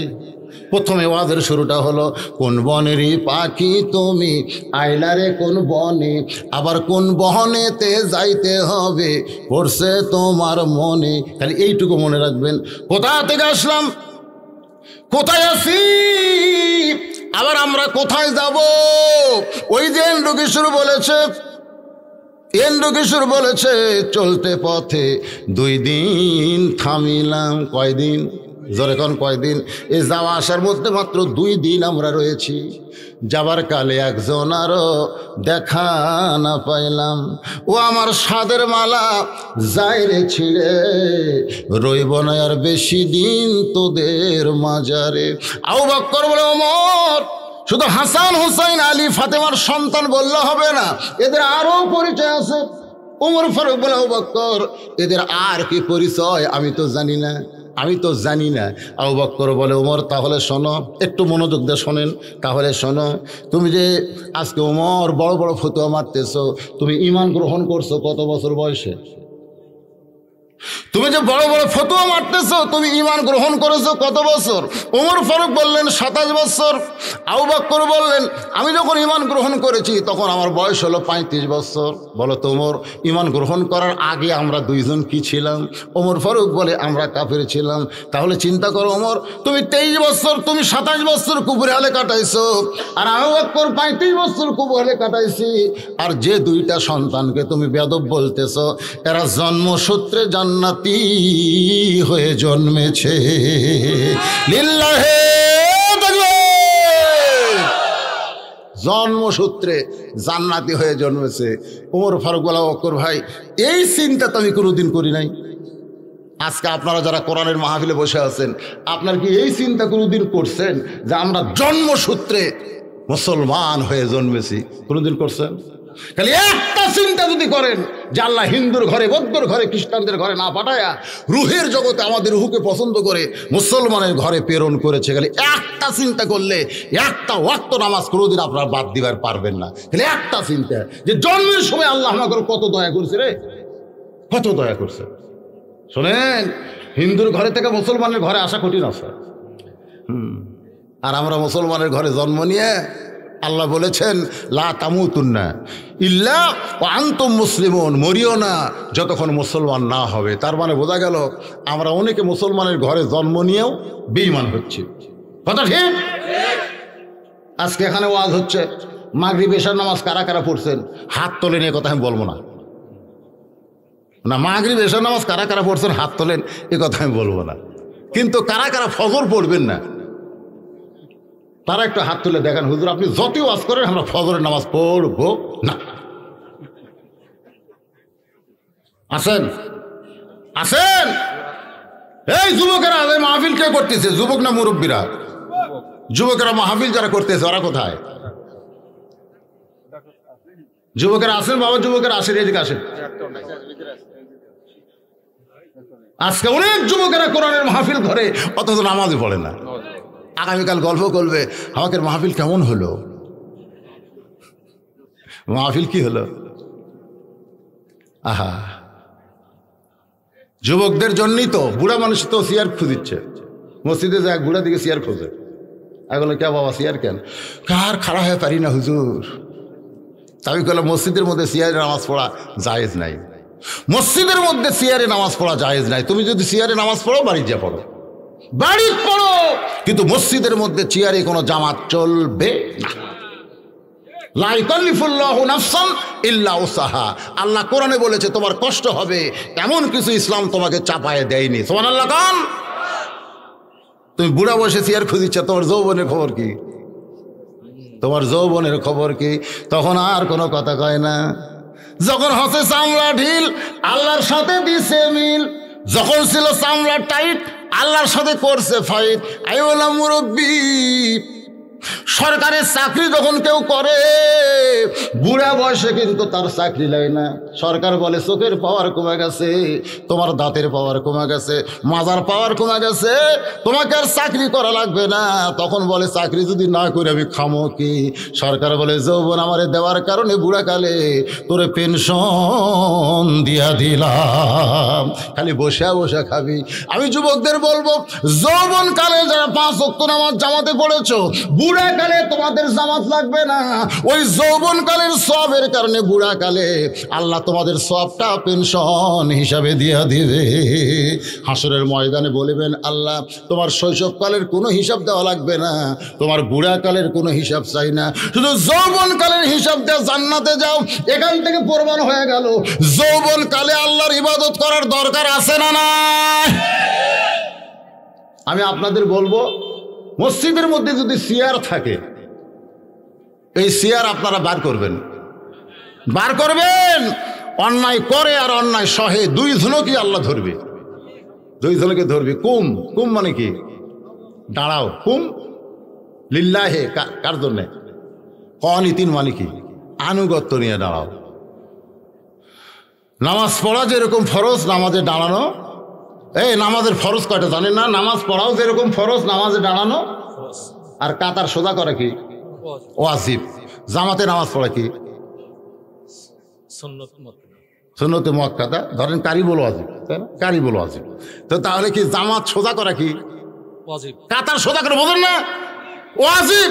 আর জামাত ধরা হলো, জামাত করা হলো, এটা সুন্নত এ মুআক্কাদা কারিবুল ওয়াজিব। এখন চিন্তা করেন, যদি চেয়ারে বসে আছেন, আপনি কাতার সোজা কি দিয়ে করেন? আপনারা পায়ের গোড়ালির সঙ্গে গোড়ালি মিল করা লাগবে। আগালি মিল করলে কিন্তু হবে না। কারো পাও 6 ইঞ্চি, কারো পাও 10 ইঞ্চি, ধরে করার কথা ঠিক কিনা? আঘাত মিলালে কাতার সোজা গোড়ালির সাথে গোড়ালি মিল করা লাগবে। তো পায়ের গোড়ালির সঙ্গে যদি গোড়ালি মিল করেন, যদি চেয়ারত বসে আছে আর গোড়ালি কুটি, তাহলে সামনে যে চেয়ার নিয়ে বসলো ওই জায়গায় কাতার সোজা না হলে ওই জায়গাটা ফাঁকা থাকলো, আর সামনে কাতার ফাঁকা রেখে পিছনে কাতার করে তো লাভ হবে না। তো এই জন্য চেয়ারে বসে নামাজ পড়া মানে আপনারা সুস্থ মানুষের নামাজ মাকরুহ হওয়া। তা আপনারা কি চান যে একটা অসুস্থ লোকের জন্য আমাকে জামাত মাকরুহ হোক? চান? যদি না চান, একটা চেয়ারও মসজিদে থাকবে না। 5 বছর আগে বাংলাদেশের কোনো মসজিদে চেয়ার ছিল না। এরা যে কুটি ফতুয়া পেল, খালি চেয়ার ঢুকতেছে। এই হারে যদি চেয়ার ঢুকতে দেন, একদিন দেখবেন আর খাড়া হওয়ার জায়গা নেই। মুরব্বীরা, যদি আপনি দাঁড়ায় নামাজ না পড়তে পারেন, বসে পড়েন। বসাও যদি না পড়তে পারেন, শুয়ে থেকে পড়েন, নামাজ পড়েন। তবে জামাতে নামাজ পড়তে গেলে যতদিন দাঁড়াবার পারবেন ততদিন আপনি জামাতে যাবেন। যখন দাঁড়াবার পারবেন না, তখন আর জামাতে আপনার যাওয়া লাগবে। কথা কয় না কেন? হ্যাঁ, এরকম হাঁ হো করবেন। এর না হলে শূন্যস্থান পূরণ করা। একটু খেয়াল করবেন, চেয়ারে যারা নামাজ পড়ে ওরা যে মসজিদে আসতেছে, ওরা কি শুয়ে শুয়ে আসতেছে না হেঁটে হেঁটে আসতেছে? তাহলে হেঁটে হেঁটে এসে তুমি বসো কেন? দাঁড়াবার যদি পারো তাহলে বসো কেন? তুমি যদি বসবার না পারো, রুকু করবার না পারো, তাহলে দাঁড়ায় ইশারার দ্বারা রুকু করো, সেজদা করো, তারপরেও দাঁড়ায় নামাজ পড়ো। এতে তোমার নামাজ হওয়ার সম্ভাবনা রয়েছে। আমার কথা কি বুঝলেন? অনেক কথাই বললাম ভাইজান। আমরা ফজরের নামাজ জামাতের সঙ্গে আদায় করবো ইনশাআল্লাহ। তাহলে রাত 12টা পর্যন্ত ওয়াজ শুনলেই যথেষ্ট। না ঠিক আছে? ইস্তেগফার পড়েন, আস্তাগফিরুল্লাহ আস্তাগফিরুল্লাহ, লা হাওলা ওয়ালা কুওয়াতা ইল্লা বিল্লাহিল আলিয়্যিল আযীম। আপনারা যারা এখানে বসে আছেন ভাইজান, এই যুবকেরা মাহফিল করতেছে, এদের কোনো কালেকশন আছে নাকি? কালেকশন নাই। সদ ইচ্ছায় যদি কেউ দেয়, তাহলে ভিতরে গামছা নিয়ে দেওয়া লাগবে। ওটাও নাই, তাহলে দরকার নাই। খামা খা সদ ইচ্ছা কমিটির কাছে কেউ দেয়, সেটা ভিন্ন। যুবকেরা আসেনি তো, আমি যে ডাকছি যুবকের একটা আসেনি, আসে নাই। ঠিক আছে, এখন দোয়া হবে। আজকে মাহফিলের সম্মানিত সব আল্লাহুম্মা আনতাস সালাম ওয়া মিনকাস সালাম তাবারাকতা ইয়া যাল জালালি ওয়াল ইকরাম। আয় আল্লাহ, মাগরিবের নামাজের পর থেকে রাত্রি 12টা পর্যন্ত তোমার পাগল বান্দা বান্দিরা আরামের বাড়ি আরামের ঘুমকে বাদ দিয়া কোরআন হাদিসের মহব্বত করে যাই নিয়া এই জান্নাতের বাগানে বসে বসে কোরআন হাদিসের আলোচনা শোনার শেষে আমি গুনাহগারের সঙ্গে রহমতের দরজায় ফকির হয়ে দোকানে হাত তুলেছে। মেহেরবানি করে আজকের মাহফিল আমাদের সকলের হিদায়াতের জন্যে, নাজাতের জন্যে, জান্নাতের জন্যে কবুল করে নাও। এই মাহফিলের শুরু থেকে শেষ পর্যন্ত যত আলোচনা হয়েছে আল্লাহ, এর মধ্যে যদি ত্রুটি হয়, ভুল হয়, মাফ করে দিও। এর জাহাদিয়া মঞ্জুর করো। সোনার মদিনায় নবী পাকের রওজা মোবারকে আল্লাহ কবুল করো। তামাম আম্বিয়ায়ে কিরাম, আসহাবে কিরাম, তাবিঈন কিরাম, তামাম পৃথিবীর মাটির নিচে যত মুমিন মুমিনা শুয়ে আছে আল্লাহ, সকলের আরওয়াহ পরে হাদিয়া কবুল করো। আমরা যারা হাত তুলেছি, আমাদের জনম দুকুনি মা বাবা যাদের কবরে ঘরে গেছে আল্লাহ, মেহেরবানি করে বাপ মার কবরকে জান্নাতের টুকরা বানিয়ে দাও। রব্বির হামহুমা কামা রব্বায়ানি সগীরা, রব্বির হামহুমা কামা রব্বায়ানি সগীরা। আল্লাহ, যেই যুবকেরা কষ্ট করে মেহনত করে হাজার হাজার টাকা খরচ করে জান্নাতের বাগান লাগাইছে, এই সকল যুবকদেরকে 5 ওয়াক্ত নামাজি কবুল করো আল্লাহ। এই যুবকদের সকলকে এবার ইসলামের জন্য কবুল করো। এই যুবকগুলোকে প্রত্যেক বছর এমন করে একটা কোরআনের মাহফিল যেন লাগাতে পারে, ইমানি শক্তি আল্লাহ যুবকদেরকে দান করে দাও। এই যুবকদের মধ্যে যারা চাকরি করে, চাকরির মধ্যে বরকত দিও। এই যুবকদের মধ্যে যারা ব্যবসা করে আল্লাহ, ব্যবসার মধ্যে বরকত দিও। এই যুবকদের মধ্যে যারা শ্রমিক, কৃষি কাজ করে আল্লাহ, যেখানে যে যুবক আছে তার মধ্যে তুমি খয়ের বরকত দান করে দিও। এই যুবকদেরকে যারা সহযোগিতা করলো এই মাহফিল করতে গিয়া, এই যুবকদেরকে যারা সহযোগিতা করলো আল্লাহ, তাদের সকলকেই তুমি জান্নাতি কবুল করো। আজকের মাহফিলের সম্মানিত সভাপতিকে আল্লাহ তুমি কবুল করো, সহসভাপতি কবুল করো, প্রধান অতিথি বিশেষ অতিথিদের আল্লাহ তুমি কবুল করো, আলেম ওলামাদের কবুল করো, হাদিস সাহেবদের কবুল করো, মুরব্বীদের কবুল করো, যুবকদের কবুল করো। পর্দার অন্তরালে আমার মা বোনেরা আবিদা সালিহা পর্দানিশী কবুল করে মা ফাতেমার চরিত্র দান করে দাও আল্লাহ। বাংলাদেশ থেকে করোনা ভাইরাসকে আল্লাহ দূর করে দাও। আয় আল্লাহ তাআলা, সমস্ত বিপদ আপদ মুসিবত থেকে আমাদেরকে হেফাজত করো। আয় আল্লাহ তাআলা, মিলেমিশে মহব্বত আমাদেরকে বসবাস করার তৌফিক দিয়ে দাও। ও মাবুদ মাওলা, যেই কোরআনের ওয়াজ শুনলাম আল্লাহ, সেই কোরআনকে চিনতে পেরে কোরআন মোতাবেক যেন চলতে পারি, এমন সমাজ গঠন করার তৌফিক আল্লাহ আমাদেরকে দান করে দাও। কে কোন নিয়তে হাত তুলেছে আল্লাহ, সকলের নেক নিয়ত, নেক আশাকে তুমি কবুল করো। যেদিন আমাদের মৃত্যু হবে, দিনটা যেন জুমার দিন হয়, মাসটা যেন রমজান মাস হয়, ইমানের সাথে, ইজ্জতের সাথে এই দুনিয়া থেকে বিদায় নেওয়ার সময় আমাদের জবানে জারি করে দিও লা ইলাহা ইল্লাল্লাহু মুহাম্মাদুর রাসূলুল্লাহ সাল্লাল্লাহু আলাইহি ওয়াসাল্লাম। আমার লেখা একটা বই আছে, সুন্নাতের বাগান, কেউ যদি নেন